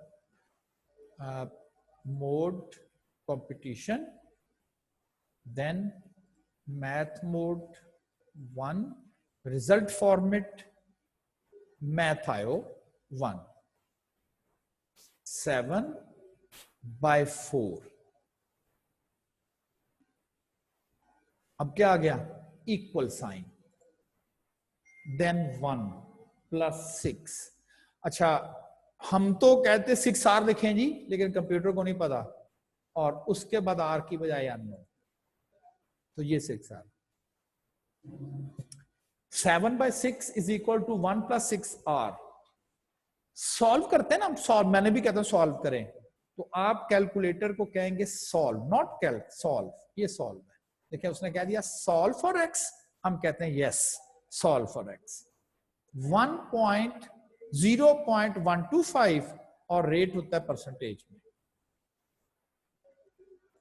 12.5% रेट है, ये इसका आंसर था। तो जो रेट ऑफ इंटरेस्ट था वो था 12.5%। कैसे करना आपने, आल्दो हमें इक्वेशन सॉल्विंग आती है ना, सिंगल वेरिएबल अननोन हो, इसमें एक ही अननोन है ना, तो आप पूरी एक्सप्रेशन लिख दिया करें, सॉल्व फॉर एक्स कर दिया करें। एक्सप्रेशन जरा एहतियात से लिख ली, इसमें ना क्या होता है, वो कभी था ना टेंशन में कह लें या जल्दी जल्दी कह दें, तो हम जो है ना वो, मुझे छल्ली मंगा के दो, तो हम जो है ना वो शायद वो प्लस माइनस की गलती कर लें या कुछ, है तो चीज सिंपल ही, तो बस एक दफा एहतियात से एक्सप्रेशन लिख दी, नजर आ रही होती है ना कि बिल्कुल ठीक लिखी हुई है, तो उसके बाद कर देंगे सॉल्व फॉर एक्स, कि एक्स इसमें अननोन है, आप जरा इसके लिए सॉल्व करके बताओ, तो वो आपको उसकी वैल्यू जो है वो बता देगा। अच्छा, आपके नोट्स में एग्जांपल नंबर 10 मेंशन है, एग्जांपल 10 मेंशन है, आपने खुद सॉल्व करनी, ठीक है, खुद सॉल्व करनी। मैं थोड़ा सा एक्सप्लेन कर देता हूं। वो कहता है अ सर्टेन सम, कुछ पैसे इन्वेस्ट किए गए हैं 40 ईयर, अब पता नहीं कितने सालों के लिए किए गए हैं, it amounts to 400 and 200 when invested at 10% and 4%। यानी कि वो जो पैसे इन्वेस्ट किए गए हैं 30 ईयर्स के बाद वो कहता है 400 हो जाएंगे अगर वो पैसे 10% पर इन्वेस्ट किए जाएं। लेकिन अगर वो पैसे आप थोड़े रेट पर इन्वेस्ट करते हो तो उतने सालों में ही वो आधे आधे बस बढ़ेंगे, 200 ही रहेगा, 400 नहीं होगा अगर रेट 4% हो। कहता है वो पैसे कितने सालों के बाद, पैसे भी नहीं पता, कितने सालों के बाद कि जो इन्वेस्टमेंट, फर्ज करें दो जगह पर, एक जगह 10% रेट मिलता है, एक जगह 4% मिलता है, आप कहते हैं जी कितने सालों के बाद वो जो 10% है वो 400 रुपया देगा आपको, और अगर वही पैसे आप 4% रेट पे लगा दें तो सिर्फ आपको 200 रुपया मिलेगा, कितने सालों के बाद। नाम है इन्वेस्टमेंट पता है और टाइम एक्चुअली आपको फाइंड करना, तो सोचें जरा, और बैक सॉल्व भी शायद इसका आसान होता है। चले बहरहाल ये कल बात करेंगे, लेकिन आपने इसको सोचना है। अच्छा जी, ये कुछ प्रॉब्लम्स आपसे डिस्कस किए गए सिंपल इंटरेस्ट के रेलेवेंट, कभी P फाइंड करना था, कभी R फाइंड करना था, कभी T फाइंड करना था। आप एक दो दिन इनके साथ खेलेंगे ना, इस परसेंटेजेस के साथ और R के साथ और T के साथ, तो ये मेनली ना जिन्होंने इक्वेशन सही बनानी उधर सीख ली थी ना, उनको बहुत हेल्प होगी। वो कहेगा अच्छा जी ये तो एक फ्लां इक्वेशन बन जाएगी, ये तो इस इक्वेशन से ले लेंगे, इसको इस इक्वेशन से ले लेंगे, और आई कैप ने भी इसको इक्वेशंस में ही कंसीडर किया हुआ है। और एग्जांपल नंबर 11 भी आपने करनी है, वो क्या है, ये आपकी बुक में है। अली टुक का loan 14%, 1400 simple interest for as many years. अगर उसने 10 साल के लिए लिया है तो 10% के हिसाब से, 15 साल के लिए लिया लोन तो 15% उसको लगेगा रेट, अगर उसने 4 साल के लिए लिया तो 4% लगेगा। As many years as the rate of interest, अगर 10 साल, अगर 10% रेट है तो 10 साल के लिए। If he paid 686 as interest, उसने टोटल इतना इंटरेस्ट पे किया है 686 रुपए, रेट ना, रेट तो होते परसेंटेज में है। उसने कहता जी कि उसने 686 रुपए अगर उसने इंटरेस्ट किया है तो आपने रेट ऑफ इंटरेस्ट बताना है ना, यानी कि ये आई है और ये आर है। वो लोग इसी को कंफ्यूज मतलब वही बात कह रहा है वही लिख रहा है, भाई वो अमाउंट लिख रहा है उसकी 686 रुपए आई है, ये इतना इंटरेस्ट पे किया है, रेट कहता क्या होगा, और इंफॉर्मेशन दी जा रही है कि जितनी आप कहेंगे कितने सालों का ये बता रहा है, तो कह तो रहा हूं कि जितना आपने रेट रखना है उतने ही साल भी रख ले। तो ये दो क्वेश्चन है जो कि आपने इसको अटेम्प्ट करना है। अच्छा, एक और चीज जो कि मैं अभी आपको थोड़ा क्लियर कर दूं कि इस कोर्स में, यानी कि जो आप मुझसे इस वक्त पढ़ रहे हो, मैं आपसे ये डिस्कशन नहीं कर रहा कि जी इसमें तो बैंक वाला ये फायदा हमसे ले जाएगा, इसमें कस्टमर को ये नुकसान हो जाएगा। मैं इस वक्त आपसे ये कोई डिस्कशन फाइनेंशियल मैनेजमेंट की कोई डिस्कशन आपसे नहीं कर रहा, क्योंकि ये इस कोर्स की रिक्वायरमेंट नहीं है। इस कोर्स की अगर रिक्वायरमेंट है, how to calculate the simple interest and how to calculate multiple interest, compound, time, year, whatsoever calculation, क्या फायदा क्या नुकसान, उसमें इसका ये बेनिफिट, उसमें उसका, वो सारे फाइनेंशियल अगले कोर्स की बातें आपसे। वहां टीचर मैथमेटिक्स नहीं करेगा, वो कहेगा जी आपको पता है 4 साल का कैसे कैलकुलेट करना है, 2 साल का कैसे करना है, क्यों करना है, इसमें ये रेट हो जाएगा, इसमें ये मसला आ जाएगा, तो आप यहां से निकाल के यहां लेके जाएंगे, वो सारी फाइनेंशियल मैनेजमेंट। एक कॉन्सेप्ट है सिंपल डिस्काउंट। पहली चीज बड़ी क्लियर कर लें, डिस्काउंट का मतलब रायत, और हम बड़े खुश होते हैं। कभी भी बैंक को जाके ना कहना कि ज्यादा से ज्यादा डिस्काउंट दो, वो कटौती है, वो कटौती है, ठीक है ना। बस मुझे थोड़ा सा डिफरेंस क्लियर करना है, बहुत ज्यादा इसके ऊपर डिस्कशन नहीं करनी ताकि आप कंफ्यूज ना हो, क्योंकि मैंने कहा था मेरा काम सिर्फ कैलकुलेशन है। और वो सिंपल डिस्काउंट और डिस्काउंट इंटरेस्ट, ये तो फिर इंटरेस्ट आ गया, यस, वो लग रहा था रायत इंटरेस्ट, ये क्या बात हुई, तो बस इसलिए समझ लो ये कटौती ही है। सिंपल डिस्काउंट या discount interest, like simple interest उसकी तरह, इज द प्राइस यू पे फॉर बोरोइंग द मनी, ये बात तो फिर वही आ गई, ये वो कीमत है जो आप मनी उधार लेते हैं तो उसके एवज पे करते हैं। और आगे एक्चुअली उसने डिफरेंस बताया हुआ है, जो कि शायद हमने वही कंसर्न कर, वो क्या, simple interest is paid when the loan is due. कब आपने इंटरेस्ट पे करना है, जब लोन वापस करने की बारी आई। 3 साल बैंक से लोन लिया, 100 रुपया, 10% के हिसाब से किया, 30 रुपए बना, हर साल हर माह 10 रुपए बन रहा है, लेकिन बैंक वाला कहता है जी भाई बन गए हैं, आप रेंट पे करो। आप कहेंगे 3 साल का लोन है, 3 साल के बाद ही आऊंगा, उस वक्त आके मुझे कहना, तो मैं आके भाई आपके 100 रुपए आपके ओरिजिनल वापस कर दूंगा, 30 रुपए उसका रेंट यानी कि इंटरेस्ट दूंगा, जब वो सिंपल इंटरेस्ट की बात की जाती है। But discount interest is paid in advance, in advance. अभी लोन लिया बैंक से, बैंक वाला कहता है रेंट, आप कहते हैं जब भाई वापस करूंगा तो रेंट, कहते हैं नहीं आपने उस वक्त जो करना है हम आपसे जरा अभी ना काट लें। वो भी शख्स कहता है शायद मासूम बन के कि हाँ चलो 3 साल के बाद जो मैंने करना ही करना था, पता नहीं मेरे पास उस वक्त क्या सिचुएशन, हाँ चलो अपने पैसे वहां से रेंट के अभी काट लो। बैंक ने आपसे चालाकी खेल ली है क्या? मैंने कहा था ना कि आपने अगर 30 रुपए 3 साल के बाद देने हैं, 3 साल के बाद, और बैंक वाला कहता अभी ना काट लो 30 रुपए रेंट के, आप कहते चलो देने थे अभी काट लो, कोई फर्क नहीं पड़ता। क्यों नहीं फर्क पड़ता? बैंक को फायदा ले जाएगा। जो पैसे उसे 3 साल के बाद मिलने थे बैंक अभी आपसे काट के रख लेता है और अपने मजीद एंजॉय करता है, किसी और को पकड़ा देता है। बस इतना है कि काफी है हमारे लिए कि सिंपल इंटरेस्ट कब लिया जाता है, जब ड्यू हो, जब लोन वापस करने की बारी आ गई, खत्म हो गया जी, ड्यू पीरियड आ गया है ना, बिल की अमाउंट, ड्यू अमाउंट क्या है जी, इतनी इतनी सितंबर अक्टूबर है, तो ये उस वक्त पे करना है। जबकि डिस्काउंट जो है वो एडवांस में, एडवांस कब? जब भी आप लोन लेने गए हैं, वो कहता लाओ जी पकड़ाओ, हमारा रेंट भी अभी पकड़ाओ। The discount amount deducted from principal, तो पैसे तो उसके पास है ही नहीं, वो तो खुद गरीब उधार लेने आया है, 100 रुपया तो वो लोन लेने आया है, तो रेंट कहां से दे? उसी में से काटना है ना, वो जो आपको उसने उधार देना है ना, उसी में से काटना है। The discount amount deducted from principal amount is called proceeds, यानी कि उसने आपने लोन, उसने कहा जी मैं काट लूं रेंट, आपने कहा काट लो, उसने क्या करना है, उसमें से अभी जो रेंट बनता है वो काट कटा के आपको पैसे देने के लिए, ले भाई ये ले जो पैसे, उसको हम प्रोसीड्स कहते हैं।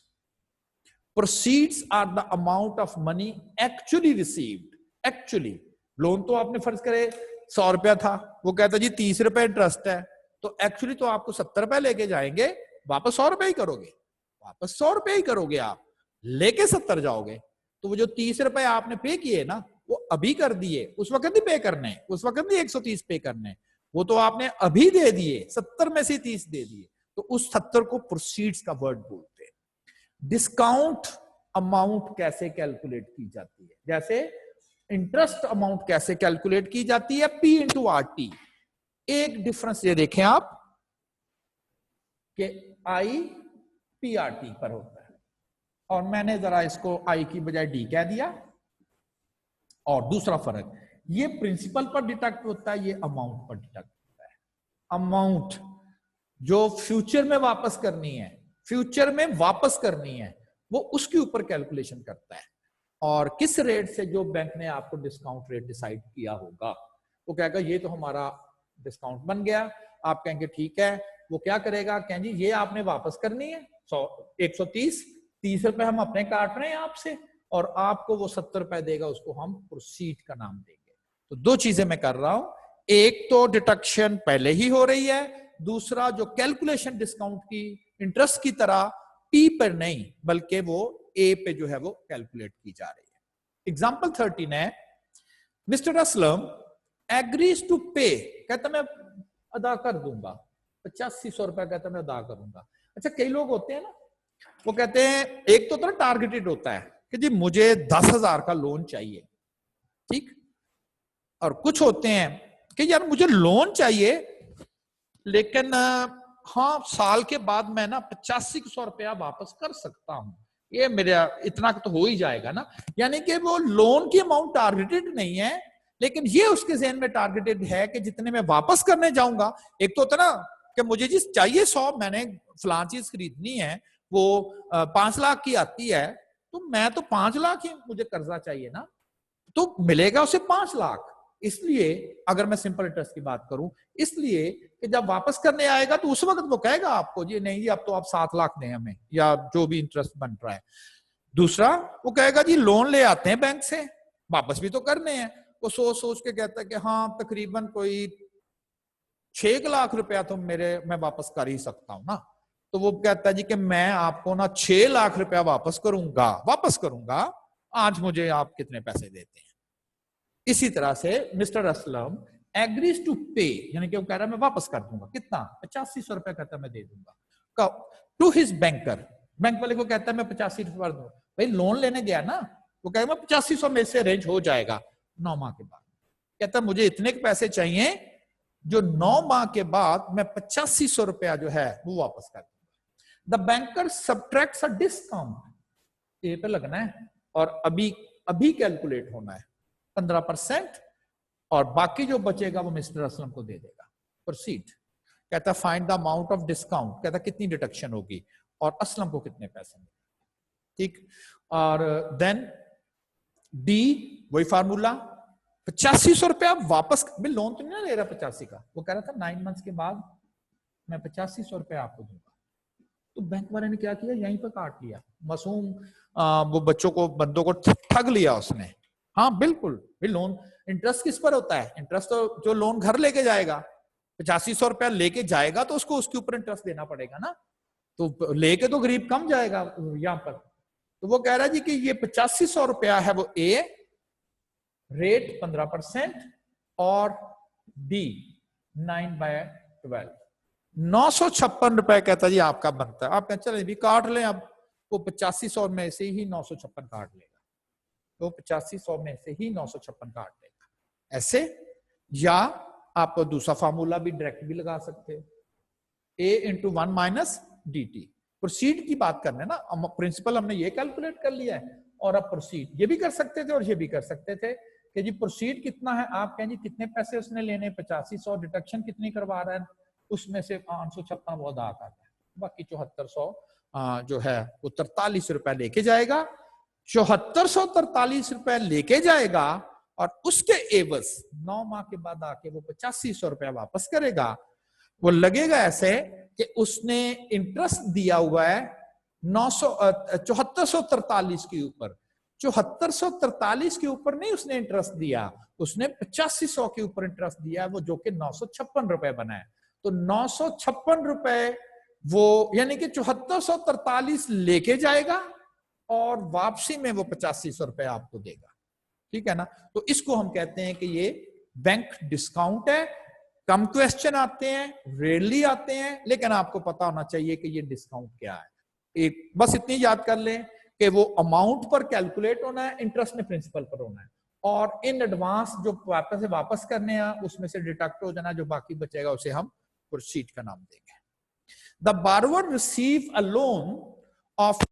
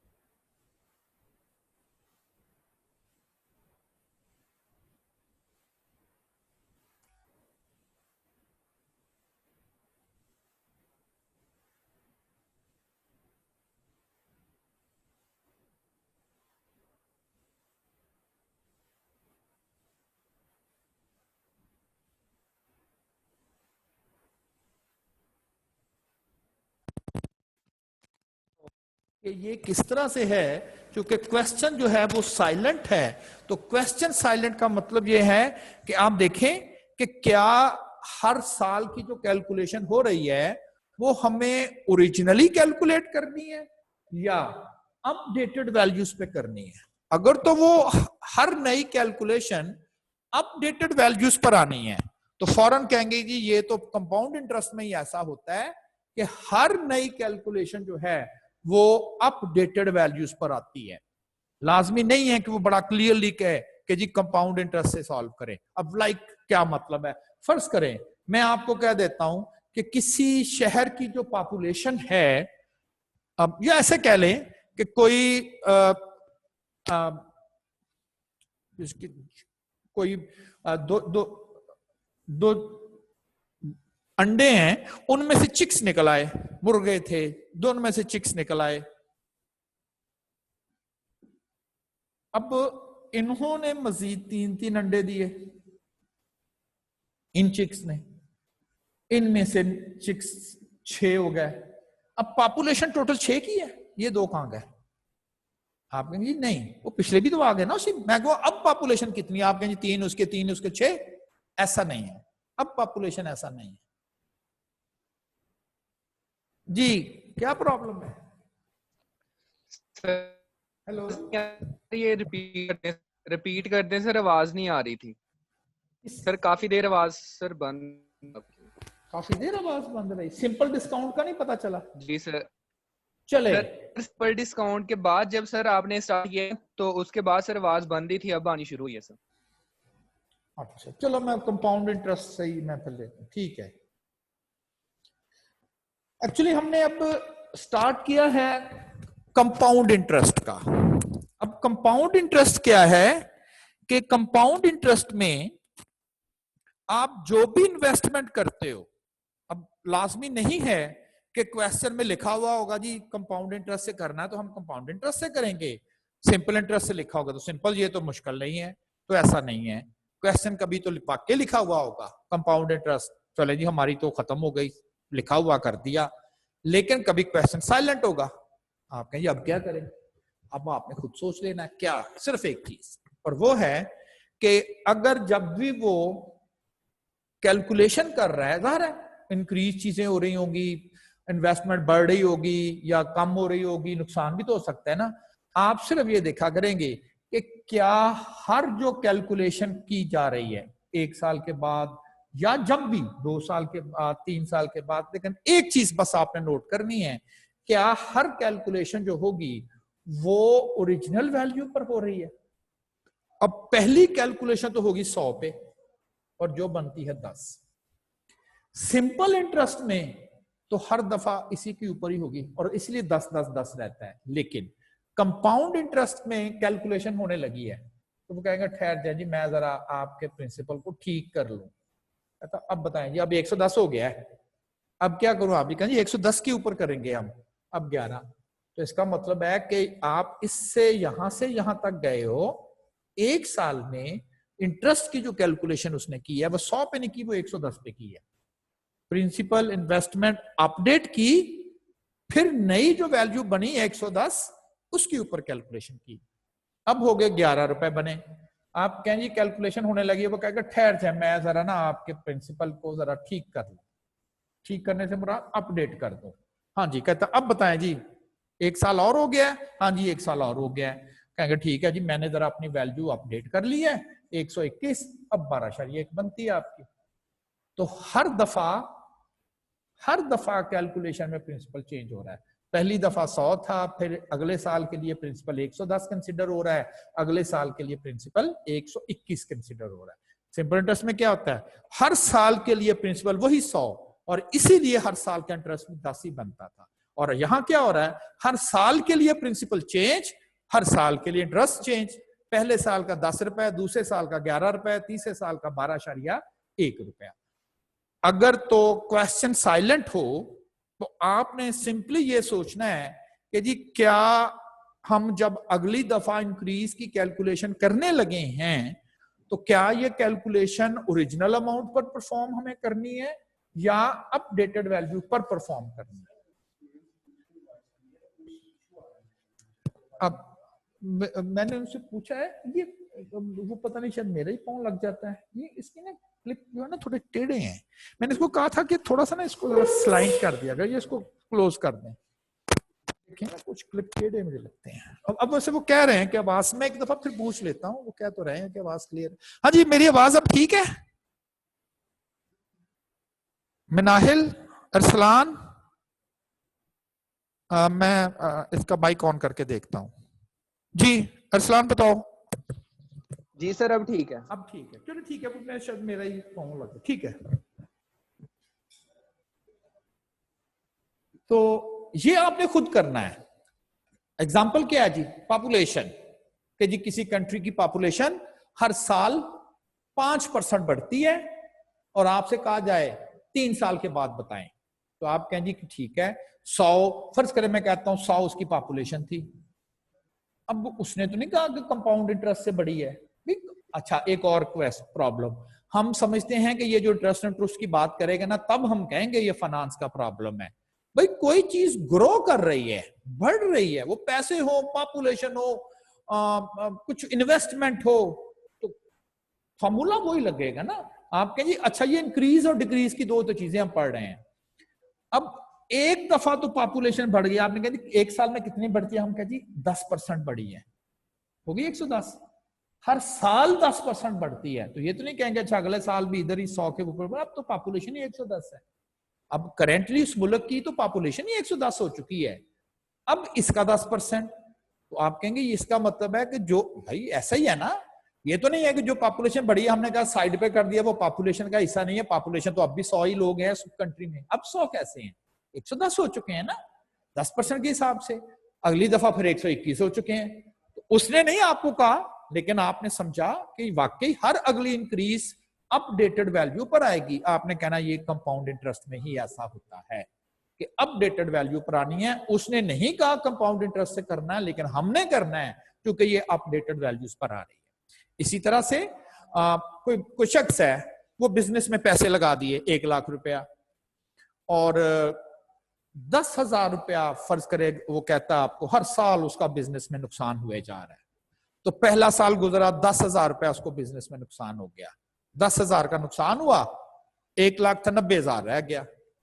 अब 10% फिर अगले साल नुकसान हो गया, उसका बिजनेस में 1 लाख है अब भी, वो तो हर दफा फिर इसका मतलब है कि अगर उसे 40 सालों में 10% नुकसान होता जाए और हर दफा आप क्या करें 100 लाख का 10%, 10,000 ही काम करें 90,000 ही रहता है, ऐसा तो नहीं है ना।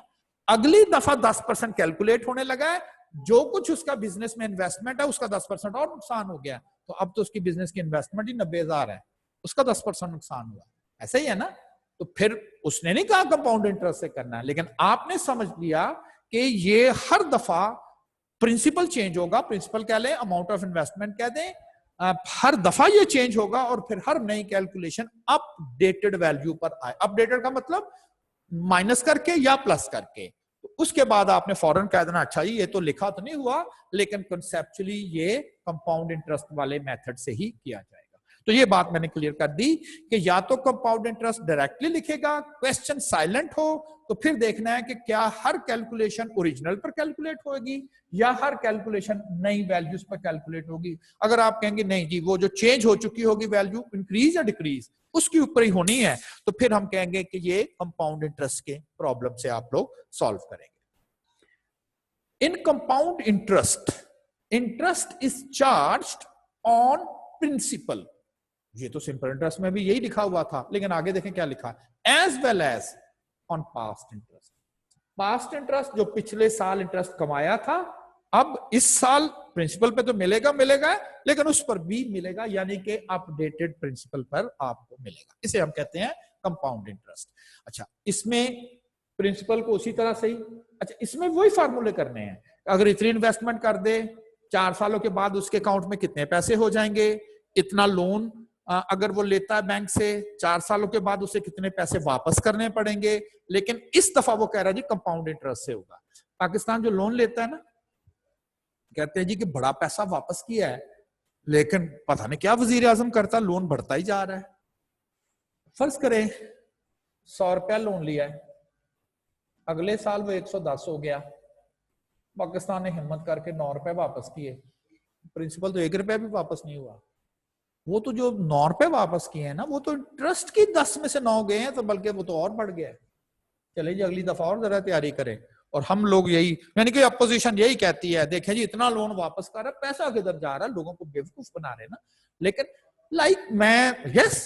मैं समझता हूं कि हम लोग जो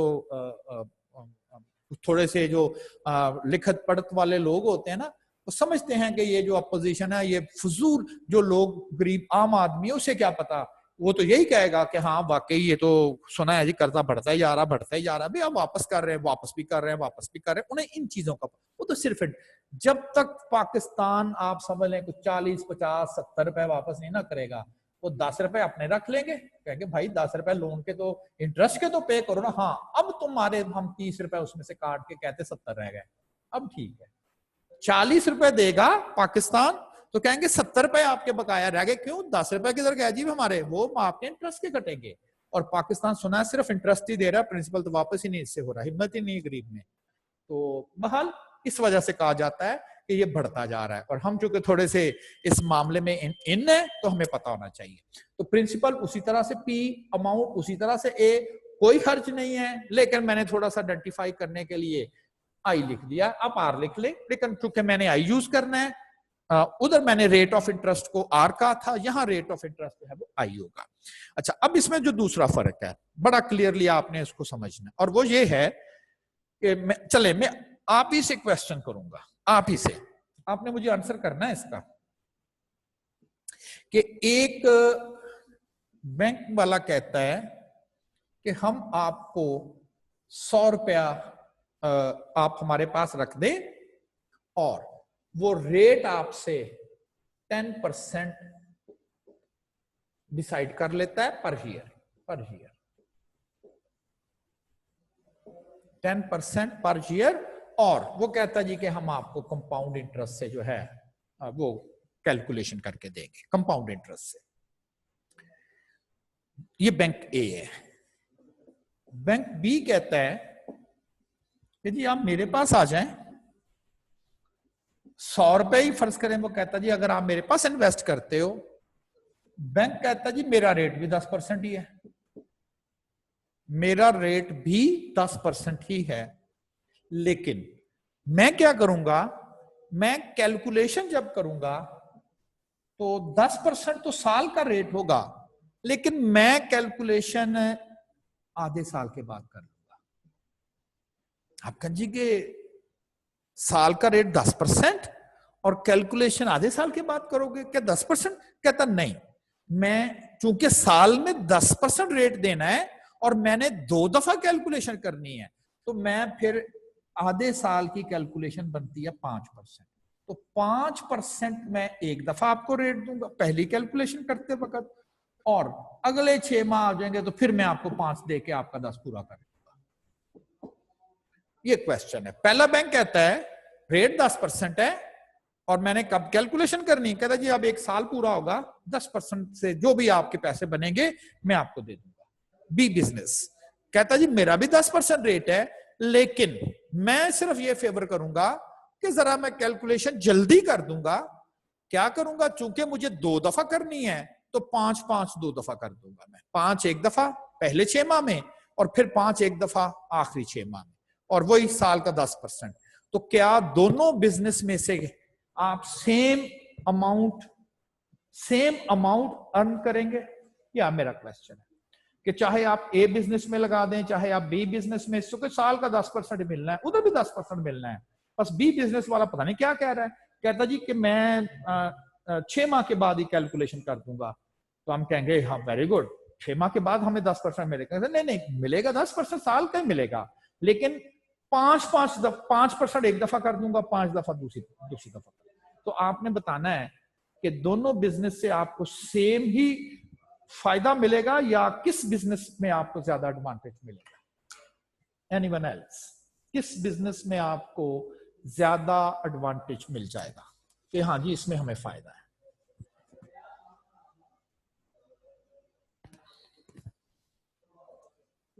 जी अरसलान शायद आंसर करना चाहता है। सर ये बी बिजनेस में सर हमें ज्यादा मिलेगा सर प्रॉफिट। बी बिजनेस में ज्यादा मिलेगा, भी साल का तो वो 10% ही दे रहा है आपको सर, क्योंकि सर वो ए में सर जब वो होगा ना, मतलब हम कैलकुलेट करेंगे तो वो साल के एंड पे 100 रुपए पे होगा सर। अच्छा, लेकिन जब बी में सर हम कैलकुलेट करेंगे तो साल के मतलब 6 माह के बाद कैलकुलेट करेंगे इंटरेस्ट 5%, और जब फिर साल के लास्ट पे करना है तो वो जो 5% है सर वो भी इसमें ऐड हो जाएगा, तो फिर जो इंटरेस्ट है this is the true, this is the way, this is the concept, the true concept यही है कि जब पहले बिजनेस ने कैलकुलेशन करनी है, उसने कहना जी पड़ा हुआ पैसा फिक्र ना करें, साल तो गुजरने दें, 10% ही करूंगा, मेरा प्रॉमिस है। साल के बाद वो कहता ले जी कर दिया 110। दूसरा बिजनेस है, हम देखें, अब मुझे तो पता है ना कि मेरा पैसा बढ़ेगा ना, तो मेरा इंटरेस्ट की अमाउंट बढ़ जाएगी ना, तो मेरी ख्वाहिश नहीं होगी कि यार जल्दी बढ़ जाए, इतनी देर साल कहां इंतजार करूं, यही फायदा है इसमें। 6 माह गुजरे, आपने कहा चलें यार बढ़ाओ तो सही ना, जल्दी से बढ़ाओ, तो उसने कहा कि ये 100 रुपया जो है वो 105 हो गए। कब? 6 माह के बाद। यहां पर 105 हो गए, हो गया ना 105। 5 रुपए कहां से आ गए? वो जो इंटरेस्ट मिला था। अब आपको 5 रुपए जो इंटरेस्ट मिला है वो आपके तो नहीं थे ना, वो तो इंटरेस्ट के थे। और फायदा क्या हुआ? अगले 6 माह के दौरान आपको इसके ऊपर भी मिलेगा, जबकि वो आपके थे ही नहीं, वो प्रिंसिपल थे ही नहीं। यहां तो इंटरेस्ट नहीं, ये तो सिर्फ प्रिंसिपल पे मिलेगा जो मिलेगा आपको। और यहां क्या हुआ है? यहां आपको आल्दो उसने रेट आपको आधा लगा दिया ना, 5% ही लगा दिया, लेकिन फायदा आपको ये हुआ कि वो जो 5 रुपए आपने कमाए अगले 6 माह में अब आपको 5% ही मिलेगा, लेकिन 105 का 5% मिलेगा और वो ज्यादा होगा। तो फिर आइडिया क्या बना कि सिंपल इंटरेस्ट में तो कोई बात नहीं, वो जब मर्जी कैलकुलेट कर दे, कंसीडर तो उसने 100 रुपए ही करना है, चाहे वो 3 साल के बाद कर दे या हर साल ही करे, कंसीडर तो 100 ही करना है उसने, कौन सा इंटरेस्ट को शामिल करना है। लेकिन कंपाउंड इंटरेस्ट में क्या होता है, जितनी जल्दी आप कैलकुलेशन कर देंगे उतनी जल्दी प्रिंसिपल में इंटरेस्ट ऐड हो गया, इंटरेस्ट ऐड होने से प्रिंसिपल बढ़ गया और अगली कैलकुलेशन से पहले पहले प्रिंसिपल बढ़ चुका है, अगली कैलकुलेशन के बाद चूंकि वो बढ़ चुका है तो फिर ज्यादा बढ़ेगा। यही इसका फायदा है। तो इसके लिए फिर ये भी देखना पड़ता है कि साल में कितनी दफा वो कैलकुलेशन करते हैं, जिसे हम कंपाउंडिंग कहते हैं। कंपाउंडिंग वो करेगा, कंपाउंडिंग सेमी एनुअली, यानी कि साल में मैं 2 दफा कैलकुलेशन करूंगा। एक बैंक कह देता है कंपाउंडिंग क्वार्टरली, साल में वो 4 दफा कैलकुलेशन करेगा। कंपाउंडिंग मंथली, साल में वो 12 दफा कैलकुलेशन करेगा। तो मैं उसको एम से लिखा दूंगा। तो नई चीज आ गई, सिंपल इंटरेस्ट में तो नहीं है, कंपाउंड इंटरेस्ट में आ गई कि साल में वो कितनी दफा कंपाउंडिंग करेगा, हम एम लिखेंगे। अगर वो वीकली करेगा तो कंपाउंडिंग होगी 52, एक साल में कितनी दफा। मंथली करेगा तो ज़ाहिर साल में 12 दफा कैलकुलेट होगा। क्वार्टरली करेगा तो 4, सेमी एनुअली करेगा दे। हमारी कोशिश होगी रोजाना करो भाई, बल्कि 1 मिनट के बाद ही कर दो, चाहे एक टेढ़ी पैसा ही क्यों ना हो हमारे अकाउंट में तो जाए, हमारा प्रिंसिपल तो अपडेट हो, ताकि अगली कैलकुलेशन के वक्त थोड़ा बहुत तो बढ़ा हुआ हो। तो जितनी जल्दी कंपाउंडिंग होगी उतना ही बेनिफिट हमें मिलता जाएगा। क्यों? वो फॉरेन इंटरेस्ट प्रिंसिपल को अपडेट करके कहेगा नहीं जी तैयार हो गया, अब जरा ज्यादा कमाई कर लें। ठीक। एन क्या चीज होगी? एन होगी total number of compounding periods in T years. मतलब साल में फर्ज करें मैं सेमी एनुअली कंपाउंडिंग कर रहा हूं तो साल में तो होगी 2 दफा, और मैं कहूंगा 5 साल में टोटल कितनी दफा कंपाउंडिंग होगी, यानी कि कैलकुलेशन होगी। साल में 2 दफा, 5 में 10 दफा। तो 2 क्या है? 1 साल की कंपाउंडिंग, और 5 क्या है? टी। तो m इंटू टी को हम n कहेंगे। तो n क्या बन गया? n total number of compounding periods where t is the time in years. तो 2 चीजें चेंज नई आ गई, एक ms में आ गया और एक n आ गया।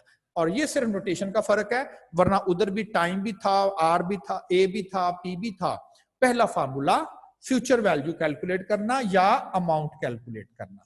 Future value of compound interest compound की फॉर्म में क्या होगी? याद है उसमें तो होगी, उसमें तो थी p into 1 plus are t, और इसमें ये होगा a is equal to p1 plus, आप कहें जी आर की जगह बस आई रखा हुआ है, ओके, लेकिन करना आपने ये है कि ये रेट होगा परसेंटेज में होगा, लेकिन ये होगा 1 साल का। अगर वो आपको कहे कि मैं साल में 2 दफा कंपाउंडिंग करता हूं, तो फिर आप कहेंगे जी पहला 10% तो साल का रेट है, 2 दफा करनी है तो 5% एक दफा बनेगा। तो यहां एक दफा कैलकुलेशन में कितना रेट अप्लाई होना वो यहां रखते हैं। अगर वो कहे कि जी साल में तो मैं 10% के हिसाब से करूंगा, लेकिन कंपाउंडिंग करूंगा साल में 4 दफा, तो 4 दफा नहीं 10 के हिसाब से करेगा, वो पहले से डिवाइड करेगा, कहता 2.5% बनता है। अब 2.5 करके 4 दफा करूंगा तो साल का 10 पूरा कर दिया जाएगा। तो यहां आप रखते हो एक दफा कैलकुलेशन में क्या रेट अप्लाई होना, एक दफा, और फिर टोटल कितनी दफा कैलकुलेशन होनी है। साल में 4 दफा, 5 साल में 20 दफा उसकी कैलकुलेशन होगी ना। तो यही M और I है, ठीक है। और चले, अब टाइम भी हो रहा है। अब आपने ना इस कंपाउंड इंटरेस्ट की चीजें सिंपल सिंपल सी हैं, फार्मूले में वैल्यू पुट करनी है, किसी जगह A फाइंड करना है, किसी जगह P। अगर आप कल थोड़ा सा पढ़ लेंगे तो ज्यादा बेनिफिट आपको। ठीक है जी, आज चूंकि मैं थोड़ा सा इसको वाइंड अप करना चाहता था तो शायद आपसे बहुत ज्यादा क्वेश्चन नहीं ले पाया, लेकिन कल मैं इंशाल्लाह आपके पहले क्वेश्चन के आंसर करूंगा।